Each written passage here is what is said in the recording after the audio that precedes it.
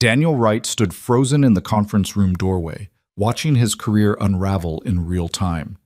The VP of engineering was reading from what looked like an HR complaint, and every eye in that room was fixed on him with the kind of judgment that comes before the facts. Inappropriate relationship with a direct report, abuse of authority, compromised professional boundaries. The words hit like hammers, each one designed to destroy what he'd spent years building. But the worst part wasn't the accusation, it was knowing that the woman he'd tried so hard to protect, the one he'd kept at arm's length out of respect and caution, was about to walk through that same door and face the same firing squad. All because of one stormy night when he'd offered a ride home. If you want to see how one act of kindness became a battleground for truth, stay with me until the end. Hit that like button and drop a comment telling me what city you're watching from. I love seeing how far these stories travel. The rain started at 4:30 on a Friday afternoon, which meant Daniel Wright had exactly 90 minutes to finish his code deployment before the systems locked down for the weekend.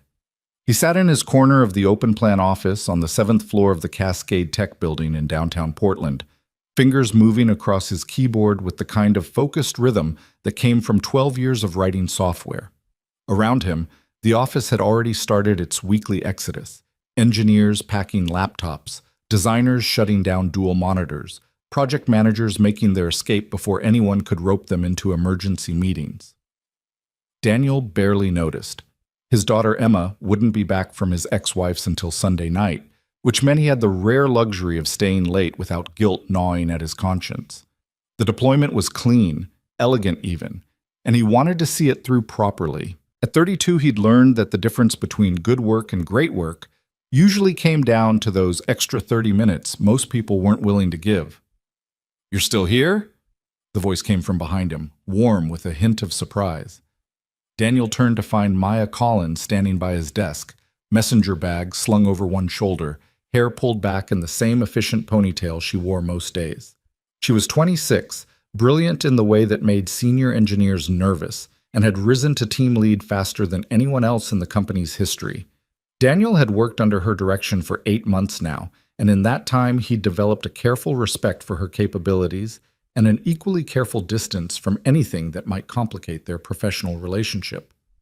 "Finishing the authentication module," Daniel said, gesturing at his screen. "Didn't want it hanging over the weekend." Maya leaned in slightly, scanning the code with the kind of quick comprehension that had earned her the position she held. "Clean implementation. You're using the new security protocols?" "All of them. Figured if we're going to do it, might as well do it right." She smiled, the kind of genuine expression that made her popular with the team, despite her youth and authority. "That's why your code never comes back with issues. You actually think about edge cases." Daniel felt the compliment settle uncomfortably. He'd learned to be cautious about praise from Maya, not because it wasn't earned, but because others had started noticing how often she singled out his work. Office dynamics were delicate things, especially when you were a single father trying to keep your head down and your paycheck steady. "Just doing the job," he said, keeping his tone neutral. "You heading out?" Maya's expression shifted, frustration flickering across her features. "Trying to. My car's making a sound like a dying animal. I called a rideshare, but with this weather..." She gestured toward the windows, where rain now hammered against the glass with escalating intensity. Daniel glanced at the storm, then back at his screen. The deployment would take another 20 minutes, maybe 30. "I can give you a ride if you want to wait. I'm almost done here." The offer came out before he'd fully thought it through, which wasn't like him. Daniel had spent the last 3 years since his divorce building careful boundaries around every interaction, especially with women at work. But Maya was his team lead. This was just a ride home in bad weather, and refusing to help because of optics felt worse than offering basic human decency. "You sure?" Maya asked, and he could hear the relief in her voice. "I'm over in the Pearl District. Not too far out of your way? I'm in Northwest. It's fine." "Then yes, thank you.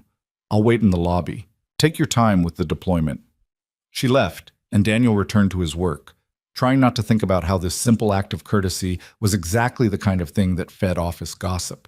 He'd seen it happen to others, innocent interactions twisted into something salacious by people with too much time and too little actual work to occupy them. But it was raining. Maya needed a ride. and refusing to help would make him exactly the kind of person he'd promised himself he'd never become. The deployment finished without issues. Daniel shut down his workstation, grabbed his jacket, and headed for the elevator. The building was nearly empty now, just the hum of HVAC systems and the distant sound of a cleaning crew working the upper floors. When he reached the lobby, he found Maya standing by the windows, watching the storm with an expression that looked almost peaceful. "Ready?" he asked. She turned, shouldering her bag. "Let's run for it." They pushed through the doors into weather that had gone from heavy rain to full downpour.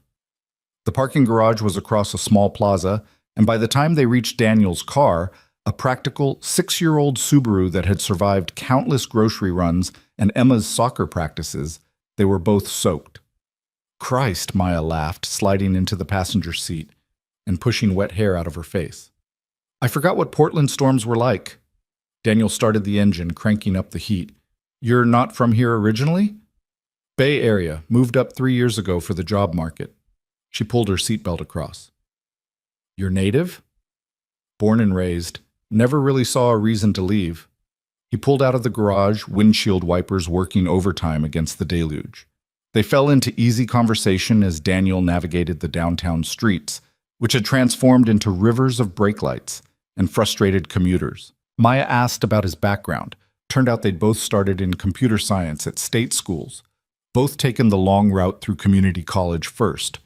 She talked about her path to management, the balance between staying technical and leading people. Daniel found himself relaxing, the careful distance he usually maintained softening into something more genuine. "You have kids, right?" Maya asked as they waited at a red light. "I think I remember you mentioning a daughter." "Emma, she's 7, stays with me most weeks, but this weekend she's with her mom." "That must be hard. The split custody thing." Daniel kept his eyes on the road. "It's what works for Emma. That's what matters." Maya nodded, letting the subject drop with the kind of intuition that made her good at managing people.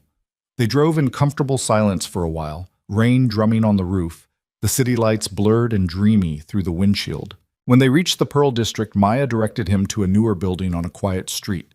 Daniel pulled up to the curb and Maya unbuckled but didn't immediately move to leave. "Thank you for this," she said. "I know it was out of your way." "It wasn't, and you're welcome." She hesitated, then, "This is going to sound forward, but I have food and you're soaked.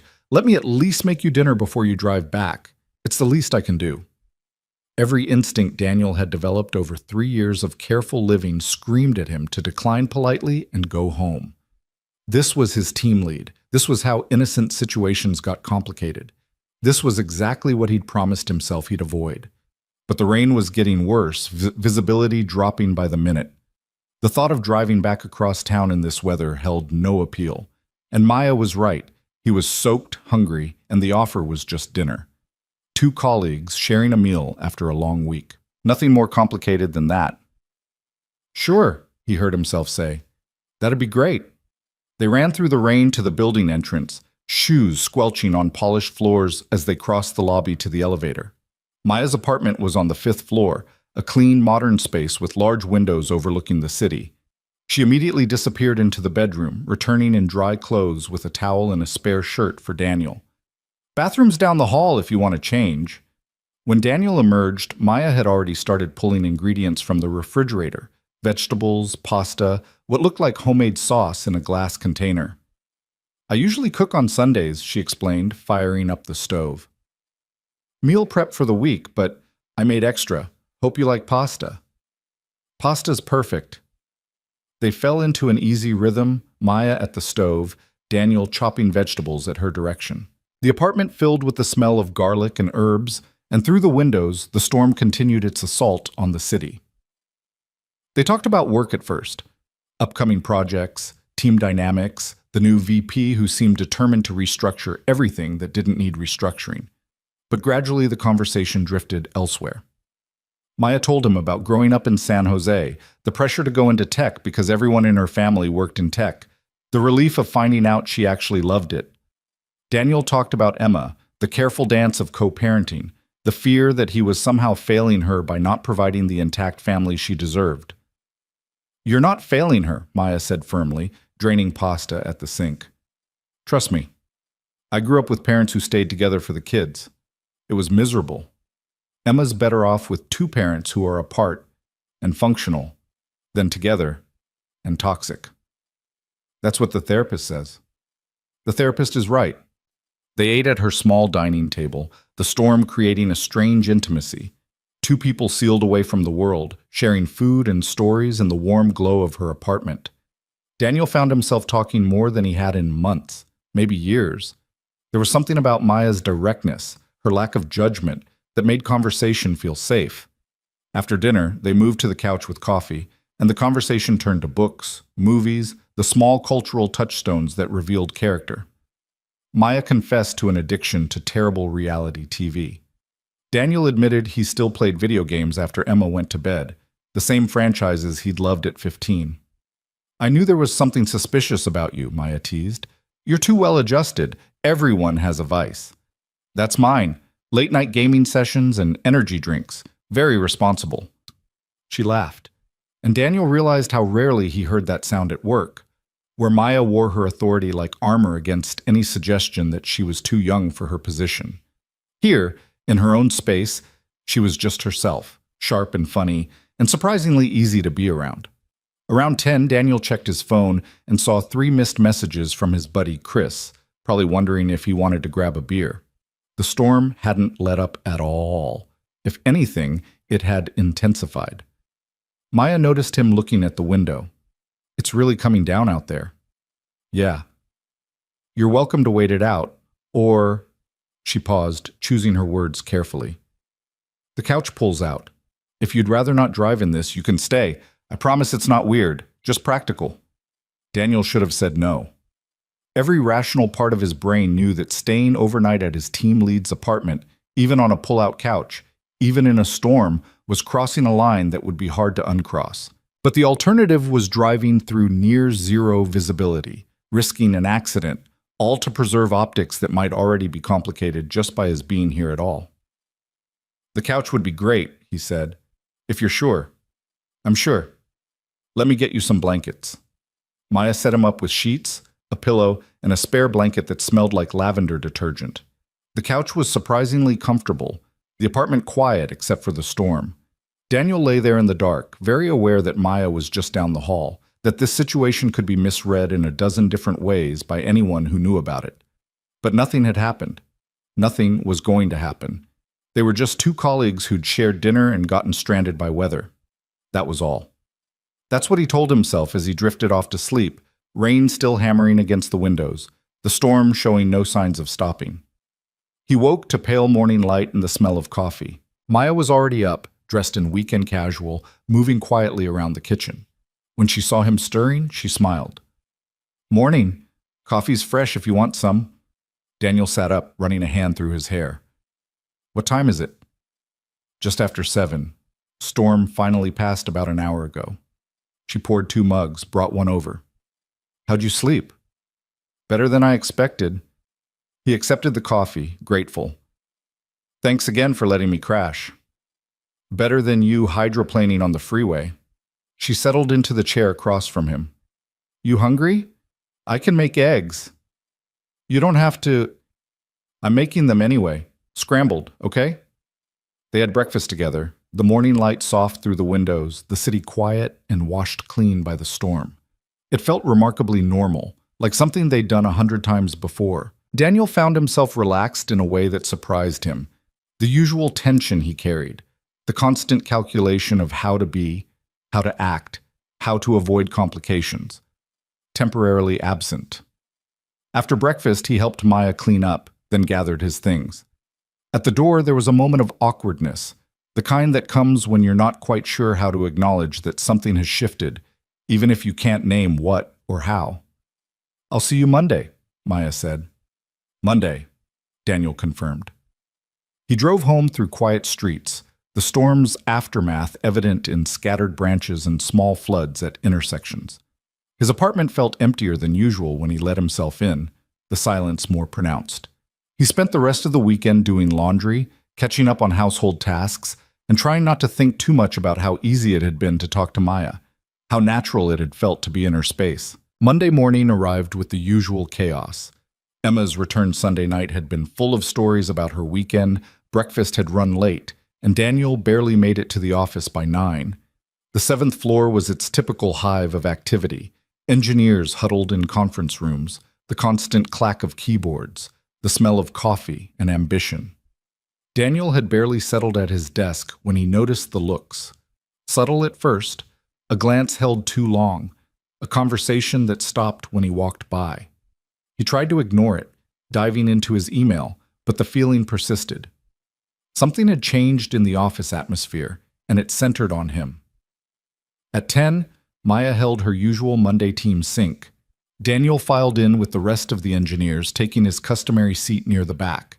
The meeting covered the standard topics: weekend deployment results, upcoming sprint planning, roadmap priorities. But there was an undercurrent Daniel couldn't quite name, a tension in how people looked between him and Maya, knowing glances that suggested some shared joke he wasn't part of. After the meeting, he pulled his friend Marcus aside in the hallway. They'd started at the company around the same time, had families the same age, had bonded over the particular challenges of balancing engineering work with being present fathers. "What's going on?" Daniel asked quietly. "I'm getting weird vibes." Marcus looked uncomfortable, the kind of expression that meant he had information he didn't want to share. "You really don't know?" "Know what?" "People are saying," Marcus dropped his voice even lower, "they're saying you spent Friday night at Maya's place." The words hit Daniel like cold water. "Who's saying that?" "Everyone. It's all over the unofficial channels. Someone saw you leave together Friday, and then you were seen leaving her building Saturday morning. The story is you two are—" But he trailed off, the implication clear. Daniel felt his stomach drop. "It's not what it sounds like." "I'm not judging, man. But you know how this place is. Maya's the youngest team lead in company history, and now people are saying the only reason you get the good projects is because you're sleeping with her. That's bullshit. Nothing happened. There was a storm. She needed a ride. I stayed on her couch. That's it." Marcus held up his hands. "Hey, I believe you, but belief isn't the issue here. Perception is. And right now the perception is that Maya's playing favorites and you're benefiting from it. This is insane. Welcome to corporate politics. Look, my advice, keep your head down, do your work, and let it blow over. These things usually do." But it didn't blow over. Over the next week, the whispers grew louder. Daniel caught people looking at him in meetings, saw messages in Slack channels that stopped the moment he joined the conversation. Someone had created a poll, buried in a thread he wasn't supposed to see, asking how long before HR got involved. The votes were split between already investigating and waiting for someone to complain. The worst part was watching what it did to Maya. She'd worked for years to build credibility, to prove that her promotion was earned through skill and results, not favoritism or luck.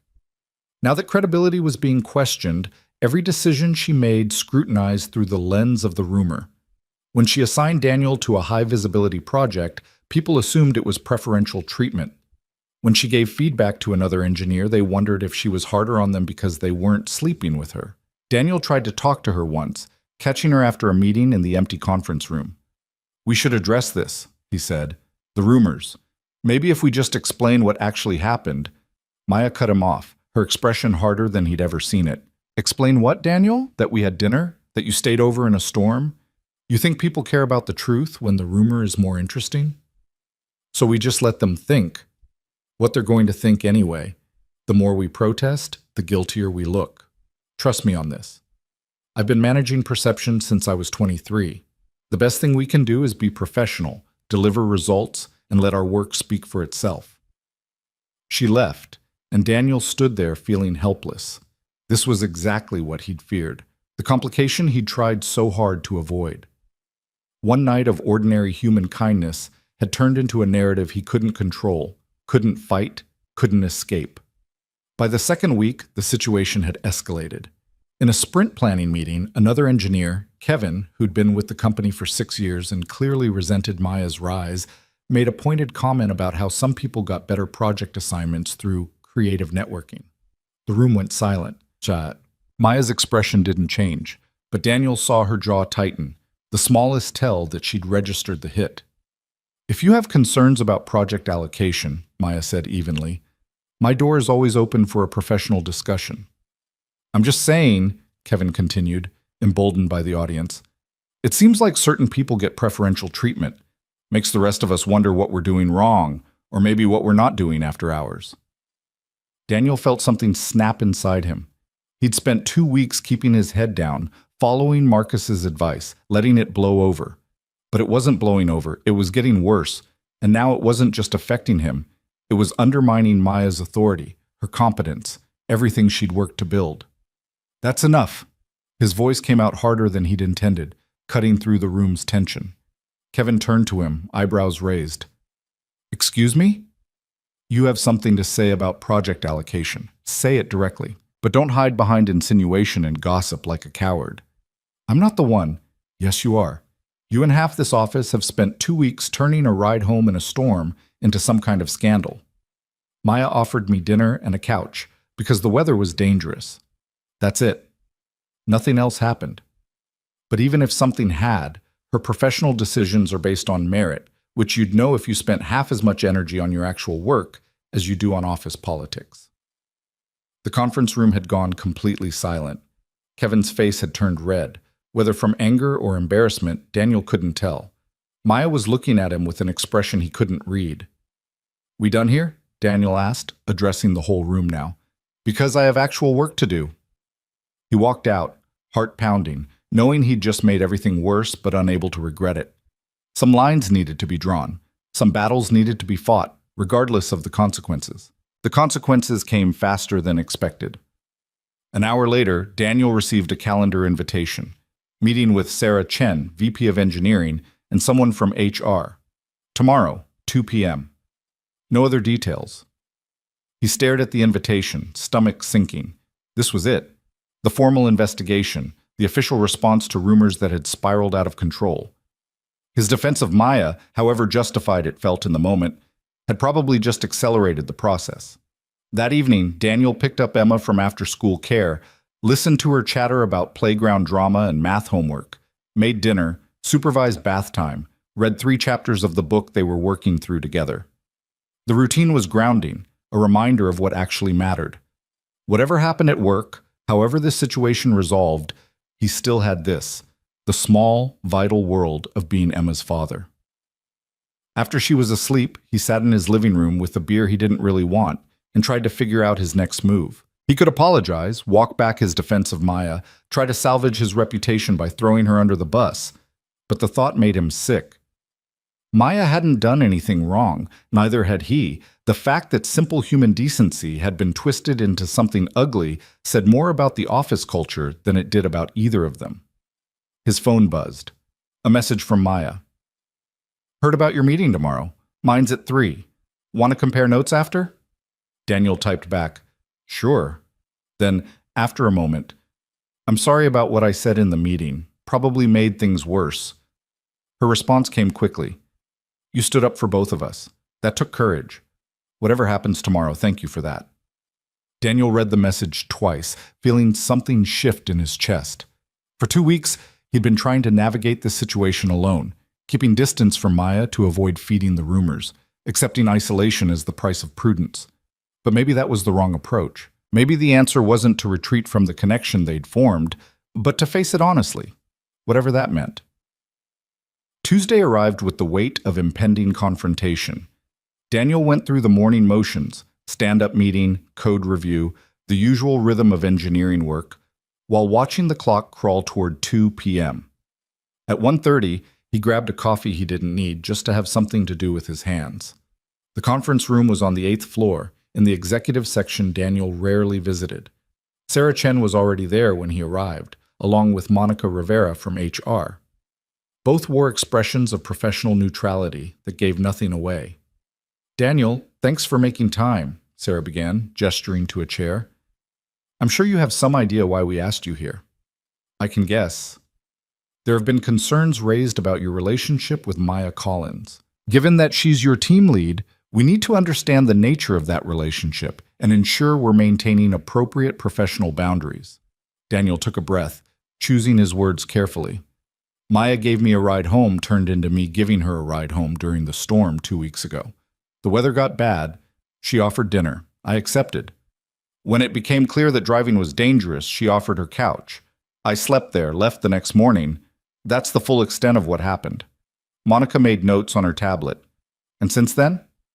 Since then, we've maintained a professional relationship. She's my team lead. I respect her leadership. The rumors circulating are exactly that, rumors based on a situation people have chosen to misinterpret. Sarah leaned forward slightly. Here's our concern, Daniel. Perception matters in a workplace. Whether or not anything inappropriate happened, the appearance of impropriety can be just as damaging to team morale and trust. Several people have expressed discomfort with what they perceive as favoritism in project allocation. That perception is wrong. Maya assigns projects based on skills and capacity. If people have issues with her decisions, they should raise them professionally, not hide behind gossip. We understand you defended Maya publicly in a meeting yesterday. Can you walk us through what happened there? Daniel recounted the sprint planning meeting, Kevin's comments, his own response. As he spoke, he watched Sarah's and Monica's reactions, trying to gauge whether he was helping or hurting his case. When he finished, Sarah was quiet for a moment. Then, I appreciate your honesty, Daniel. Here's what's going to happen. We're conducting these conversations with everyone involved to get a complete picture. In the meantime, we'd like you to maintain appropriate professional distance from Maya. That means work communication only, no social interaction, no situations that could be misinterpreted.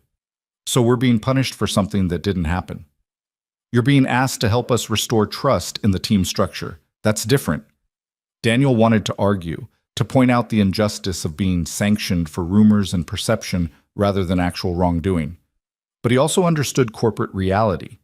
HR wasn't interested in truth. They were interested in liability management and appearance control. Understood, he said. One more thing, Monica added. We'll be monitoring project allocation going forward to ensure equity across the team. Maya will be asked to document her decision-making process for assignments. This is standard procedure in situations like this. The meeting ended, and Daniel left feeling like he'd been through a deposition for a crime he didn't commit. He went back to his desk, tried to focus on work, and failed completely. At 3:15, his phone buzzed. Maya. My turn. Wish me luck. Daniel. Good luck. He didn't hear from her again until after 5 when she appeared at his desk, expression carefully neutral. Walk? She asked quietly. They took the elevator down without speaking, emerged into the parking garage where their cars were the only witnesses. Only then did Maya's composure crack slightly. They're restructuring my team, she said, moving you and 2 others to a different group, reporting to Kevin. They called it rebalancing workload, but we both know what it actually is. Daniel felt anger rise in his chest. That's bullshit. You're being punished for managing well. I'm being punished for being young and female and having the audacity to treat a male colleague like a human being. Maya's voice was tight. They asked me if there was any truth to the rumors.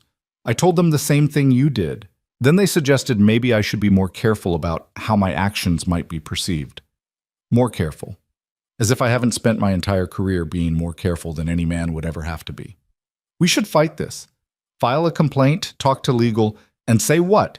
That I'm being retaliated against for rumors? They'll say they're protecting team dynamics. They'll say it's about perception and trust. We can't win this, Daniel. The system isn't designed to let us win.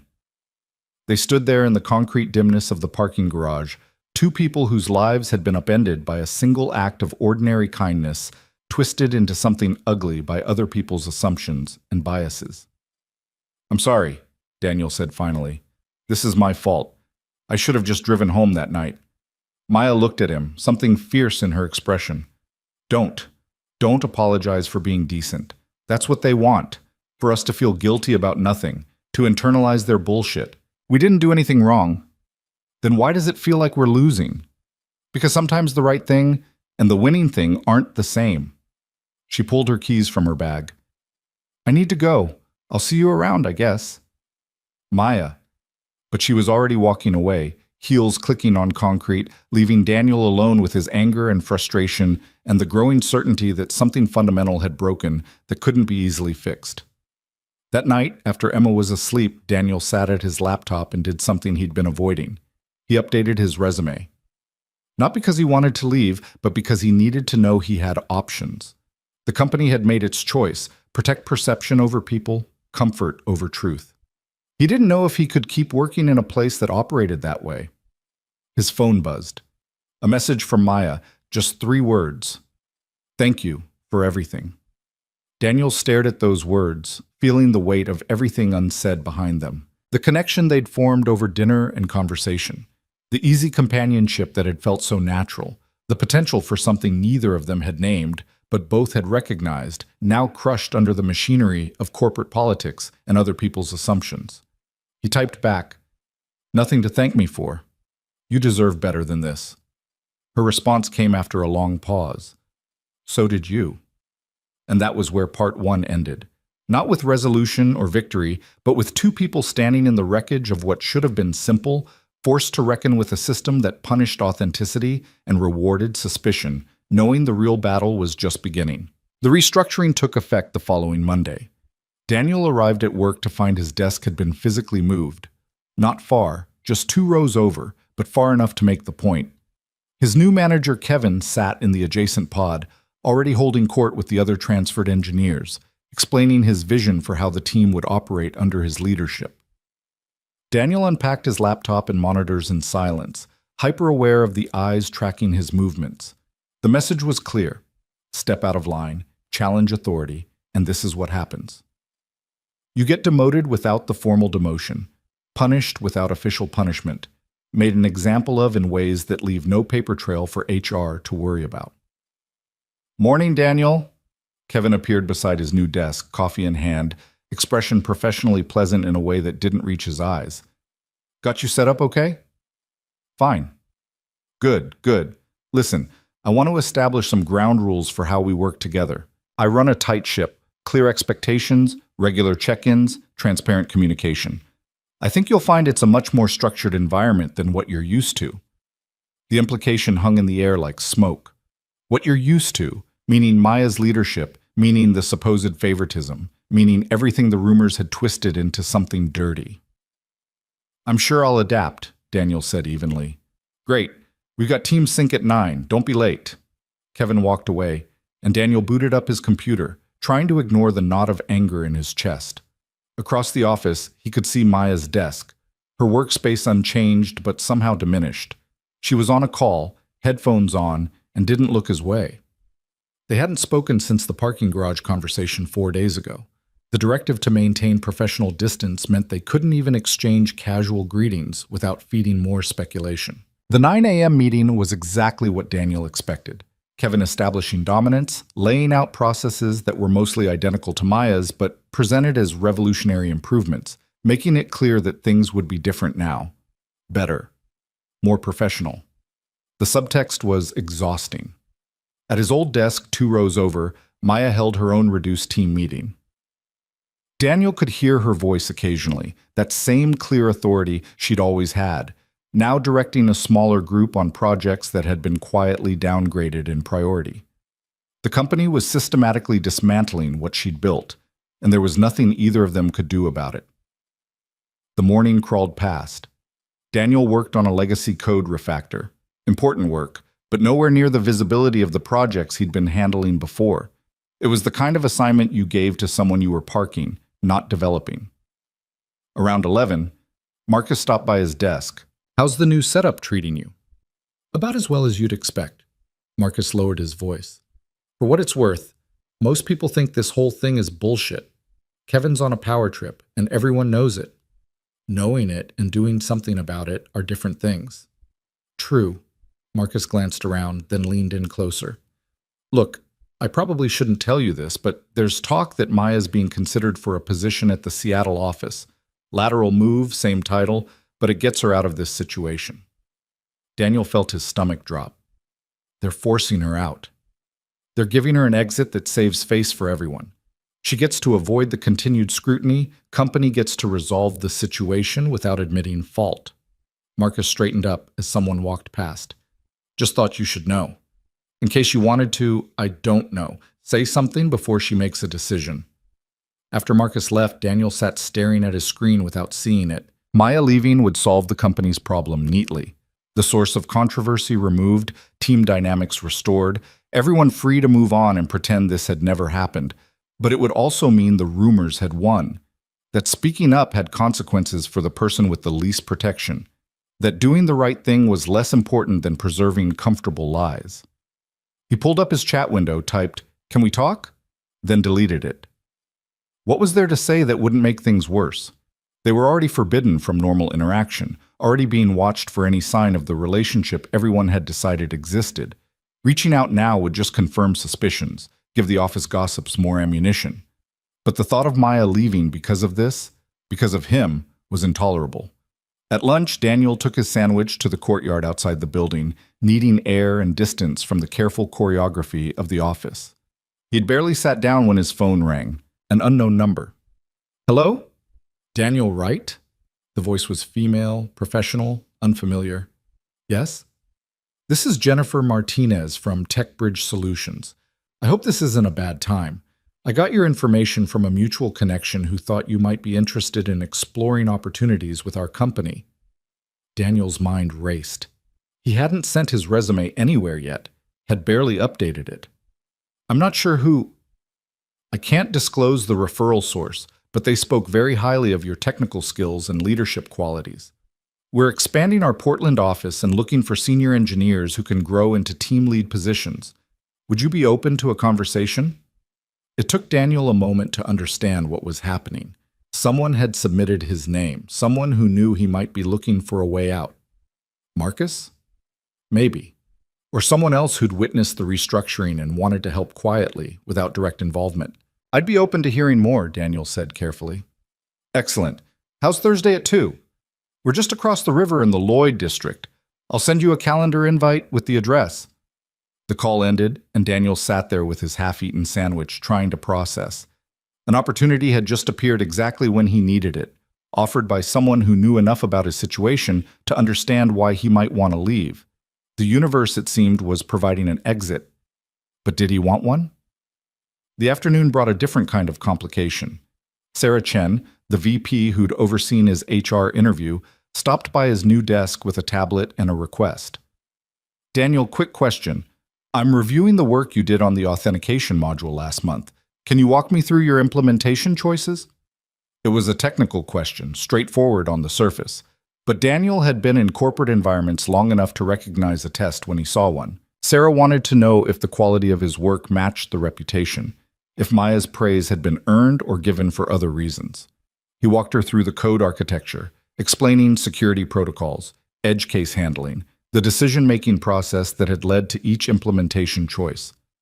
Sarah asked sharp questions, the kind that came from actual technical understanding, and Daniel answered them thoroughly. When they finished, she nodded slowly. "This is solid work, really solid. Thank you. I wanted to see it for myself. There's been some question about project allocation methodology, and I needed to understand the baseline we're working from." She paused, seeming to choose her words carefully. "For what it's worth, your technical capabilities are clearly strong. I hope you know that whatever organizational changes we make are about team structure, not about your value to the company." After she left, Daniel felt a mix of validation and anger. He'd just been audited, his work quality questioned because of rumors, his competence up for review because someone had decided the praise he'd received must have come from somewhere other than merit. It was degrading, insulting, and exactly the kind of thing Maya had probably been dealing with her entire career. He glanced across the office toward her desk and found her looking back. Their eyes met for just a second before she quickly looked away, but in that brief moment, Daniel saw exhaustion and something that looked like defeat. Maya Collins, who'd fought her way to team lead before she was 25, who'd never backed down from a technical challenge or a difficult conversation, was breaking under the weight of sustained scrutiny and isolation. That evening, Daniel picked up Emma and took her for ice cream, their usual Wednesday tradition.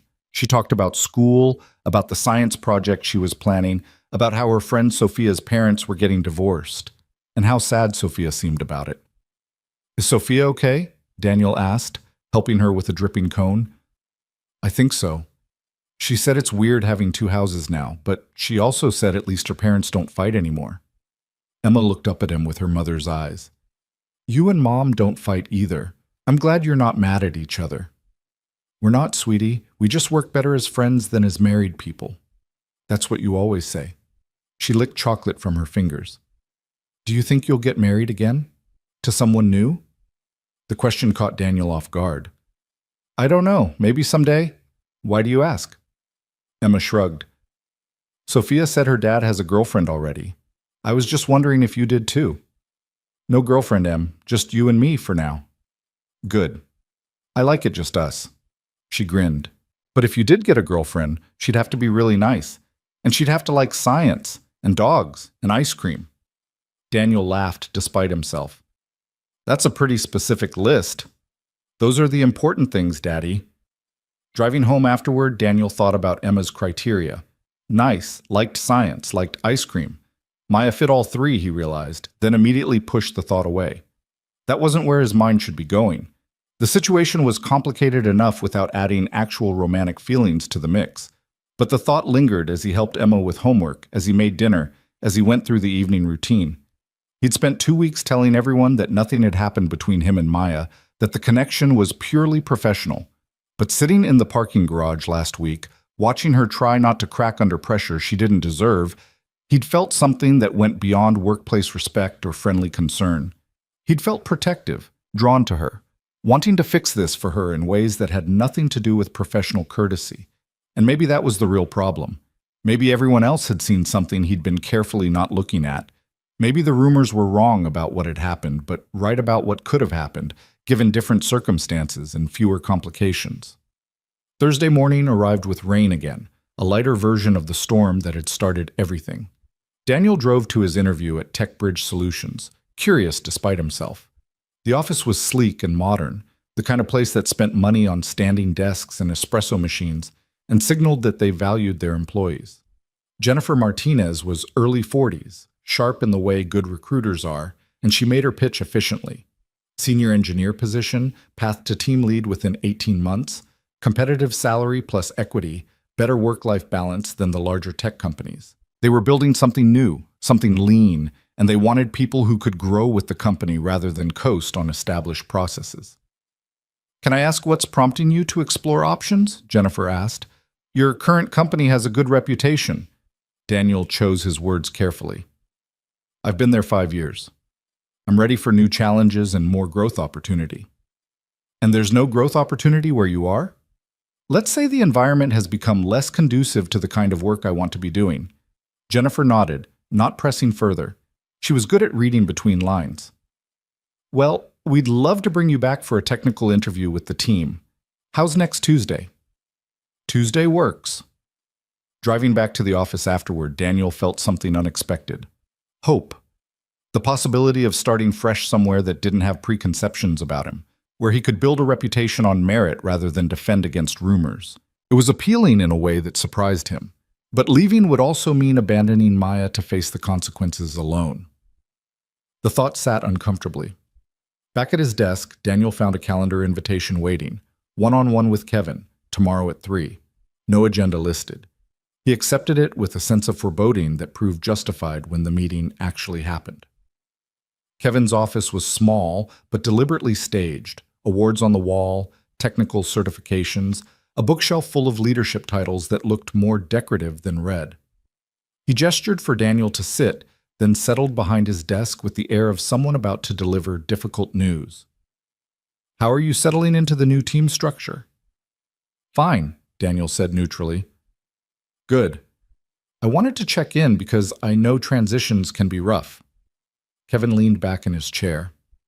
I also wanted to be transparent with you about expectations going forward. The projects you'll be working on might feel like a step back from what you were doing before, but I need to see your work quality firsthand before I can assign you to higher visibility initiatives. My work quality hasn't changed.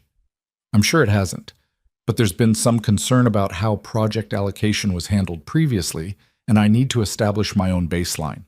He paused. I'm not saying anything inappropriate happened. I'm just saying perception matters, and part of restoring trust means demonstrating merit clearly and transparently. Daniel felt his jaw tighten. So I'm being punished for perception. You're being given an opportunity to prove yourself without any questions about favoritism. Think of it as a reset.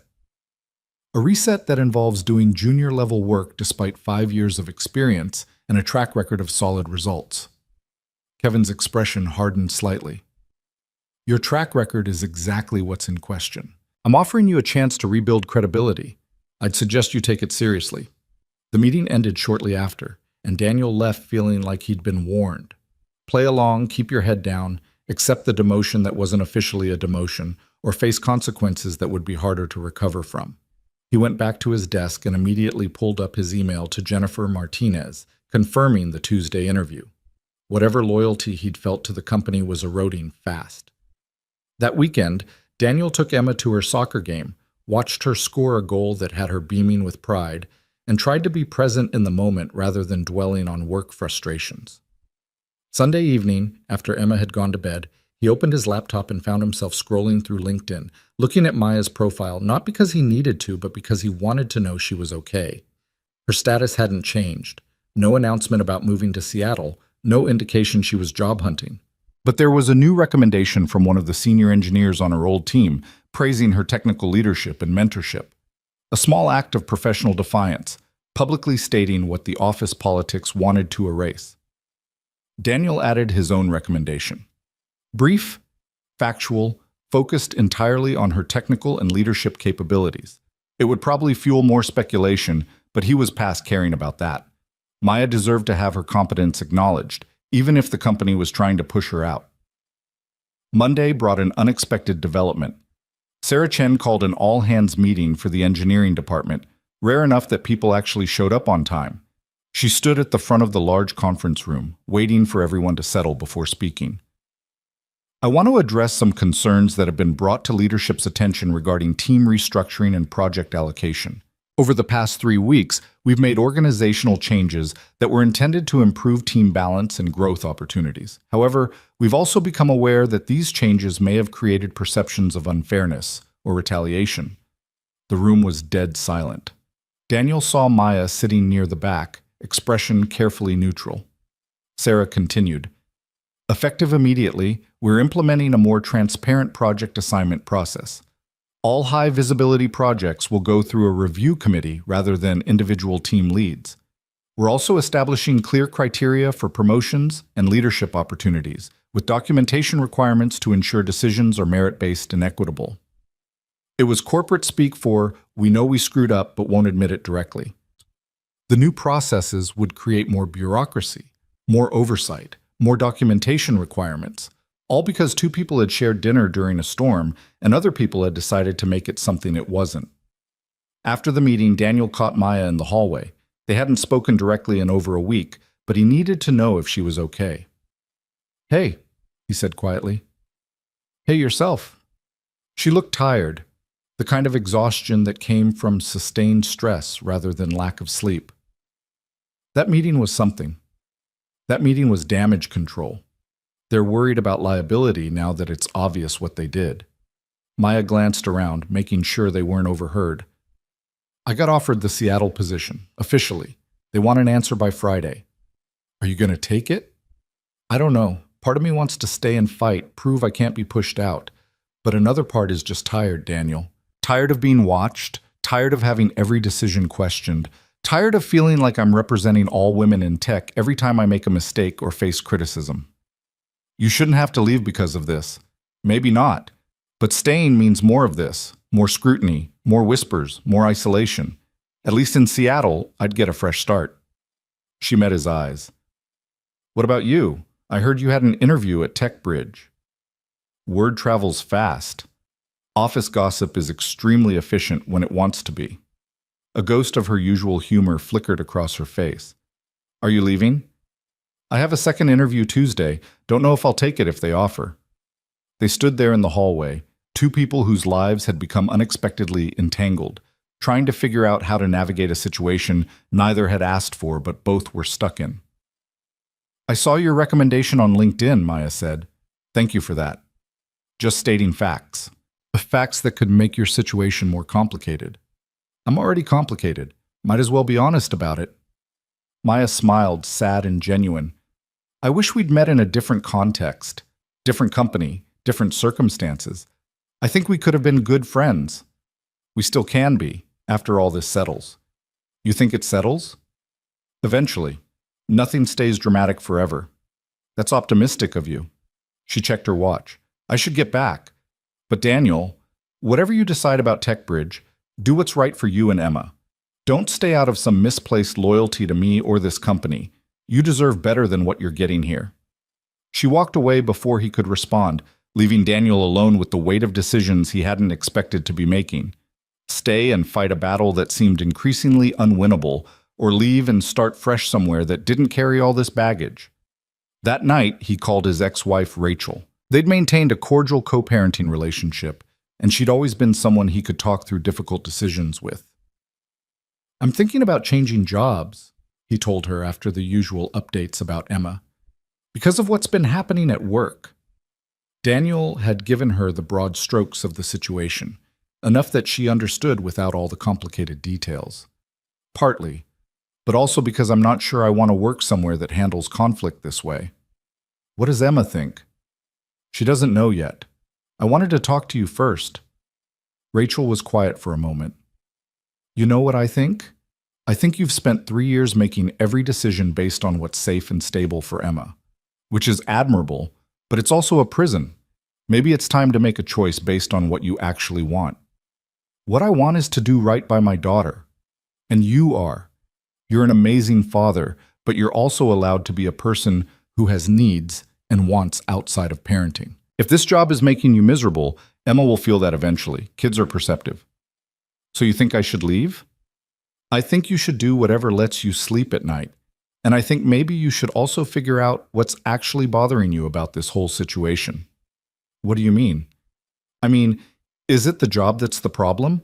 Or is it that you care about this woman more than you're willing to admit, and you're angry that the world won't let you explore what that might mean? Daniel felt like she'd reached through the phone and pulled out something he'd been carefully not examining. It's not like that. Maybe not yet. But Daniel, I know you. You don't get this worked up over abstract principles. You're angry because someone you care about is being treated unfairly, and you're frustrated because the normal ways of fixing things aren't working. That's personal, not professional. After they hung up, Daniel sat with Rachel's words, turning them over in his mind. She wasn't wrong. The situation had stopped being about work politics or office gossip weeks ago. It had become about Maya, about wanting to protect her, defend her, be there for her in ways that went beyond professional courtesy. The question was what to do about that. The obvious answer was nothing. The situation was already complicated enough without adding actual romantic feelings to the mix. Maya had enough to deal with without him confessing attraction that would just make everything messier. But ignoring it felt dishonest, and Daniel had spent enough of his life being careful and measured and always choosing the safe path. Maybe Rachel was right. Maybe it was time to actually want something for himself. Consequences be damned. Tuesday's interview at TechBridge went well. The technical team was sharp.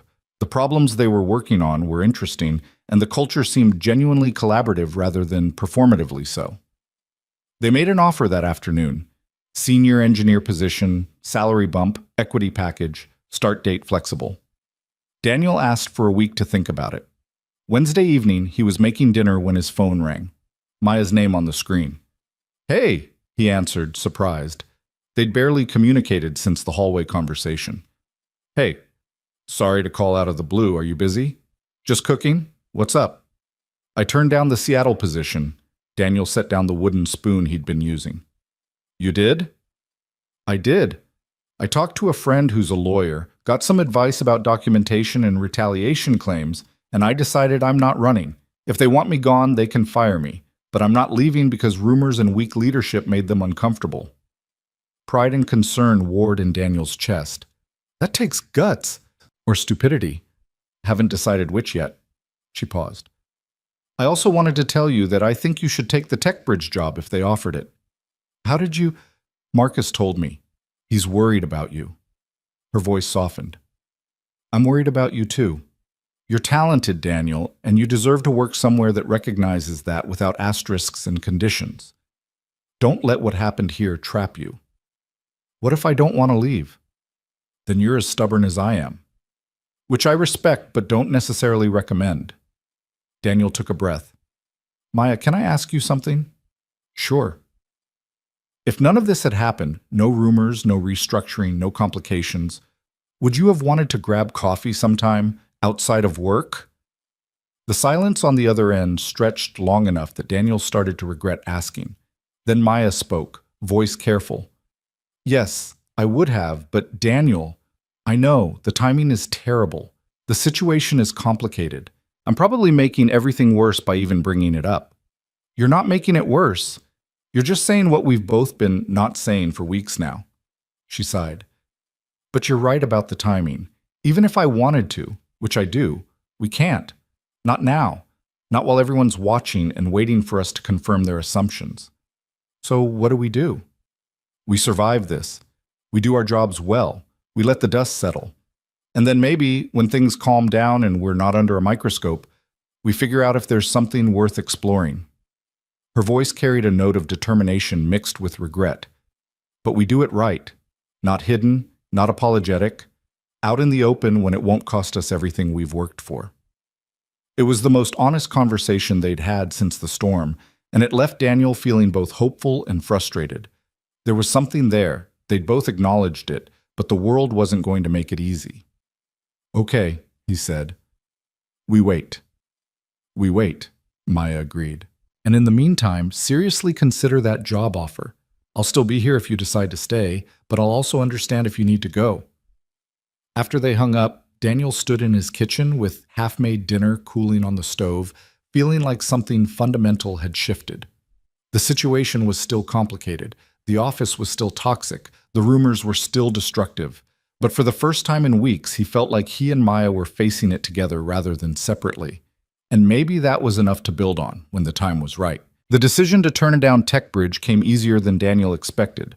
He called Jennifer Martinez on Thursday morning and thanked her for the opportunity, explaining that he'd decided to stay with his current company for now. She was gracious about it, told him the door would remain open if circumstances changed, and wished him well. When he hung up, Daniel felt something settle in his chest. Not relief exactly, but a sense of rightness about the choice. He wasn't running. Neither was Maya. They were staying to face whatever came next, and there was something powerful in that shared commitment, even if they couldn't acknowledge it publicly. The office atmosphere shifted gradually over the following weeks, the way pressure changes before a storm breaks. The new project allocation process Sarah had announced created mountains of paperwork and committee reviews, slowing everything down to a bureaucratic crawl. Engineers grumbled about the inefficiency, which had the paradoxical effect of uniting people who'd previously been divided by gossip and speculation. Kevin, finding his authority diluted by the new oversight structure, became increasingly frustrated. During a team meeting 3 weeks after the restructuring, he made the mistake of criticizing the committee process in front of everyone. "This is ridiculous," he said, waving a printed form. "I have to justify why I'm assigning a database optimization project to an engineer with 8 years of database experience? What's next? A thesis defense for every code review?" Daniel watched the faces around the table. People were nodding, agreeing with Kevin even though many of them had supported the changes initially. It was a reminder that organizational politics cut both ways. The very process meant to protect against favoritism was now creating its own problems. After the meeting, Marcus pulled Daniel aside in the break room while they both refilled coffee. "Kevin's digging his own grave," Marcus said quietly. "He spent weeks complaining about lack of transparency, and now he's complaining about too much transparency. Leadership's going to notice." "Good. You're not even a little bit satisfied by it?" Daniel considered the question. "I'm tired, Marcus. Tired of the politics, tired of watching everyone perform for each other instead of just doing the work. I don't care if Kevin succeeds or fails. I just want to write good code and go home to my daughter." "That's very zen of you." "That's very exhausted of me." Marcus laughed, but his expression turned serious. "For what it's worth, people are starting to realize they overreacted. The rumors are dying down. I heard Sarah talking to one of the other VPs about how the whole situation was mishandled. A little late for that. Maybe. But it's something." What Marcus didn't mention, but Daniel had noticed, was that Maya's reduced team was consistently outperforming expectations. Despite having fewer engineers and lower priority projects, they were delivering faster and with higher quality than Kevin's expanded group. It was quiet vindication, the kind that came from competence rather than politics. Daniel caught glimpses of Maya around the office, in meetings, at her desk, occasionally in the cafeteria at lunch. They maintained careful distance, the kind of professional courtesy that wouldn't raise eyebrows. But sometimes their eyes would meet across the room, and in those brief moments, Daniel could see she was thinking the same thing he was. That they were waiting, that they were patient, that eventually the world would stop watching so closely. Emma noticed his improved mood that weekend. They were at the park, her favorite place with the good swings and the climbing structure that looked like a castle. She was getting too old for the playground, really, almost 8 now, and increasingly interested in activities that didn't involve slides and monkey bars. But she still liked coming here on Saturday mornings, and Daniel wasn't ready to give up this small ritual. "You seem happy, Daddy," she said, pumping her legs on the swing to go higher. "I am happy. I get to spend the day with my favorite person." "No, I mean different happy. Like something good happened." Daniel pushed her swing gently. "What makes you think something good happened?" "You've been humming. You never hum unless you're really happy." She twisted the swing chain, spinning herself around. "Did you get a promotion?" "No promotion, just a good week at work, I guess." "Is it because you have a girlfriend now?" The question caught him off guard for the second time in a month. "What?" "No. Em, where is this coming from?" She dragged her feet to slow the swing, looking at him with that too perceptive expression kids sometimes get. "You've been on your phone more, and you smile when you text. Mom does that too when she's texting her boyfriend." Daniel hadn't realized Rachel was seeing someone. "Your mom has a boyfriend?" "Sort of. His name is David, and he's boring but nice. She said they're taking it slow." Emma started swinging again. "So do you have a girlfriend or not?" "No girlfriend, sweetie, I promise." "But you want one." It wasn't a question. Daniel looked at his daughter, this small person who somehow saw through every careful deflection he constructed, and decided honesty was better than evasion. "Maybe someday, if I meet the right person." "Is she nice, the maybe someday person?" "She's very nice, and smart, and she works hard." Emma grinned. "Does she like science?" "She does, actually." "Then I approve. When do I get to meet her?" "Slow down. There's nothing to meet yet, it's complicated." Adults always say things are complicated when they just mean difficult. Daniel laughed despite himself. "When did you get so wise?" "I've always been wise. You just don't always listen." She jumped off the swing mid-arc, landing with practiced ease. "Come on, let's get ice cream. It's important to celebrate when good things might happen, even if they're complicated." They walked to the ice cream shop holding hands, Emma chattering about school and friends and the science fair project she was planning. Daniel felt a wave of gratitude for this small person who took life's complexities in stride, who understood more than she should have to, but somehow remained optimistic anyway. Monday brought an unexpected email from Sarah Chen requesting a meeting.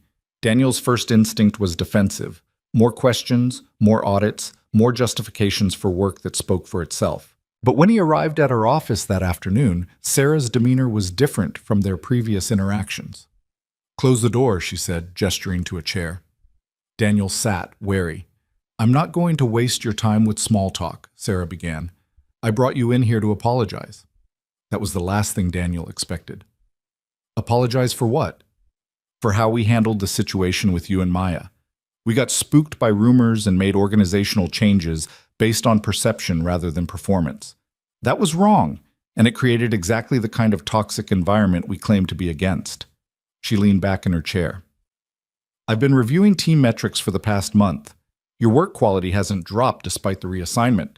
Maya's smaller team is outperforming projections. Meanwhile, Kevin's group is struggling with cohesion and delivery timelines. I'm not sure what you want me to say." "I don't want you to say anything. I want you to know that we recognize the mistake, and we're working to correct it. Starting next month, we're restructuring again. Maya will be returning to full team lead responsibilities with expanded scope. You'll be reassigned back to her team if you're willing. Daniel felt something unclench in his chest. What about the optics, the perception issues? We're addressing those by being transparent about our reasoning. Maya's results speak for themselves. So do yours.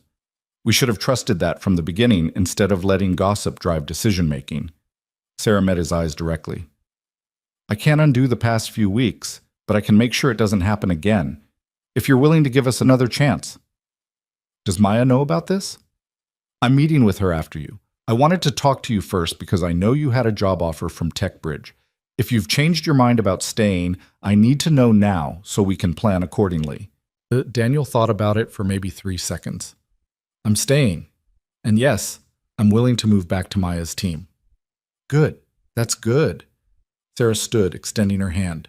Thank you for your patience with this process, Daniel, and for not letting it compromise your work quality.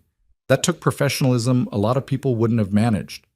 Walking back to his desk, Daniel felt lighter than he had in weeks. The company was course-correcting. Maya was getting her team back. The whispers and speculation would probably never fully disappear, but at least the official response was changing from punishment to acknowledgement. He wanted to text Maya immediately to share the news, but stopped himself. She'd find out soon enough in her own meeting. Instead, he dove into his current project with renewed focus, the legacy code refactor suddenly feeling less like a punishment and more like just another job that needed doing well. An hour later, his phone buzzed. Maya's name, a simple message. Heard the news? Drinks after work? Daniel stared at the text, considering.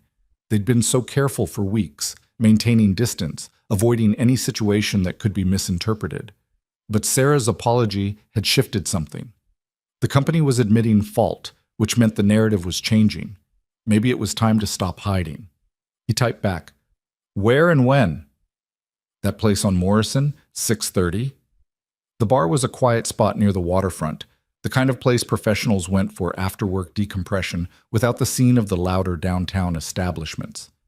Daniel arrived first, claimed a booth in the back, and ordered a beer he didn't particularly want, but gave him something to do with his hands. Maya walked in at 6:35, scanning the room until she spotted him. She'd changed out of her usual work clothes into jeans and a sweater, hair down instead of pulled back, and Daniel was struck again by how much younger she looked outside the armor of her professional persona. She slid into the booth across from him. "Sorry I'm late. Got caught by the engineering director who wanted to personally welcome me back to full team lead status, as if he hadn't just spent a month letting me twist in the wind." Corporate amnesia is a powerful thing. Seriously. She flagged down the server, ordered a glass of wine, then turned her full attention to Daniel. "So, we survived." "Apparently." Sarah was actually pretty candid with me. She said the whole situation was mishandled from the start, that they should have shut down the rumors immediately instead of validating them with organizational changes. Maya's wine arrived and she took a sip. I appreciated the honesty, even if it came about 4 weeks too late. She said the same to me. Do you believe it, the apology? I believe she means it. I also believe the company will do the exact same thing again the next time perception and reality come into conflict, because that's how corporate environments work. But for now, yes, I'll take the win. They fell into easy conversation, the kind they'd had that first night at her apartment before everything got complicated. Maya talked about her family in California, the pressure they'd put on her to follow a traditional path that looked nothing like engineering leadership. Daniel told her about Emma's perceptive questions, her approval of the maybe someday girlfriend who liked science. She sounds wonderful, Maya said. Your daughter. She is, terrifying sometimes in how much she sees, but wonderful. Does she know about me? About any of this? She knows I work with someone I respect, that's about it. I don't involve her in the office drama. Smart. Maya traced the rim of her wine glass with one finger. Can I ask you something? Sure. When you got the offer from TechBridge, how close did you come to taking it? Daniel considered the question. Closer than I expected. Not because I wanted to leave, but because staying felt like choosing to keep fighting a battle that might not be winnable. What changed your mind? You did. When you turned down Seattle and decided to stay, it made me realize running wasn't the answer. That sometimes you have to stand your ground even when it's uncomfortable. He met her eyes. And honestly, The thought of leaving without seeing where this could go, whatever this is between us, that bothered me more than the office politics. Maya was quiet for a moment, then smiled. That's either very brave or very stupid. Probably both. Definitely both. She leaned forward slightly. So what now? We're going back to working together, which means all the same concerns about perception and professionalism still apply. We might have survived the first round, but people don't forget. They'll be watching even closer now, waiting to see if their suspicions were justified. So we're careful. Professional at work, honest outside of it. We let our work quality speak for itself and stop worrying about what people think. Daniel paused. Unless you'd rather we just stay completely separate. Keep it simple. Simple would be easier, Maya admitted. Simple would also be dishonest. I like you, Daniel. I have since before the storm, if I'm being completely transparent, but I've spent my entire career being careful about mixing personal and professional life because I knew any mistake would be magnified 10 times over. Young woman in leadership, every choice scrutinized, every relationship questioned. I understand if you want to wait until one of us changes companies or the situation is different. That's the sensible thing to do. She finished her wine. But I've been sensible my whole life. And where did it get me? Accused of favoritism for treating a colleague like a human being, punished for rumors other people created, watching everything I built nearly get dismantled because someone saw us leave a building together. So what are you saying? I'm saying maybe it's time to stop being quite so sensible. We're adults. We're allowed to get coffee, to have dinner, to see if there's something worth exploring here. And if people want to make assumptions, let them. We'll deal with it honestly instead of hiding. Daniel felt something shift in the conversation, potential becoming intention. Are you sure? Because once we cross that line, there's no going back to plausible deniability. I'm sure. Maya's voice was steady, certain. I'm tired of living my life according to other people's comfort levels. You're the first person in years who's looked at me and seen someone beyond the job title, who stood up for me when it would have been easier to distance yourself. I want to see where that goes, office politics be damned. They left the bar together, walking along the waterfront in the cool evening air. The city lights reflected on the water, and the usual Portland crowds moved around them, oblivious to the small revolution happening in the space between two people deciding to stop hiding. So is this a date? Daniel asked as they walked. Feels like one. Should have brought flowers, Maya laughed. Next time. Let's not get ahead of ourselves. They walked for another hour, talking about everything and nothing, finding rhythms of conversation that felt both new and familiar. When they finally said goodnight at the parking garage where both their cars waited, there was a moment of hesitation at the boundary between professional and personal, careful and honest. Maya solved it by standing on her toes and kissing him on the cheek, quick and deliberate. See you at work, Daniel. See you at work. Driving home, Daniel felt like he'd stepped off a cliff and found ground beneath his feet instead of empty air. They were doing this. Whatever this was, they were choosing it consciously and openly, and that felt right in ways that months of careful distance never had. The following weeks established a new normal. At work, Daniel and Maya maintained professionalism that would satisfy even the most skeptical observer. Project assignments went through the committee process, documentation was thorough, and their interactions focused purely on technical matters and team coordination. But outside the office, they began building something else.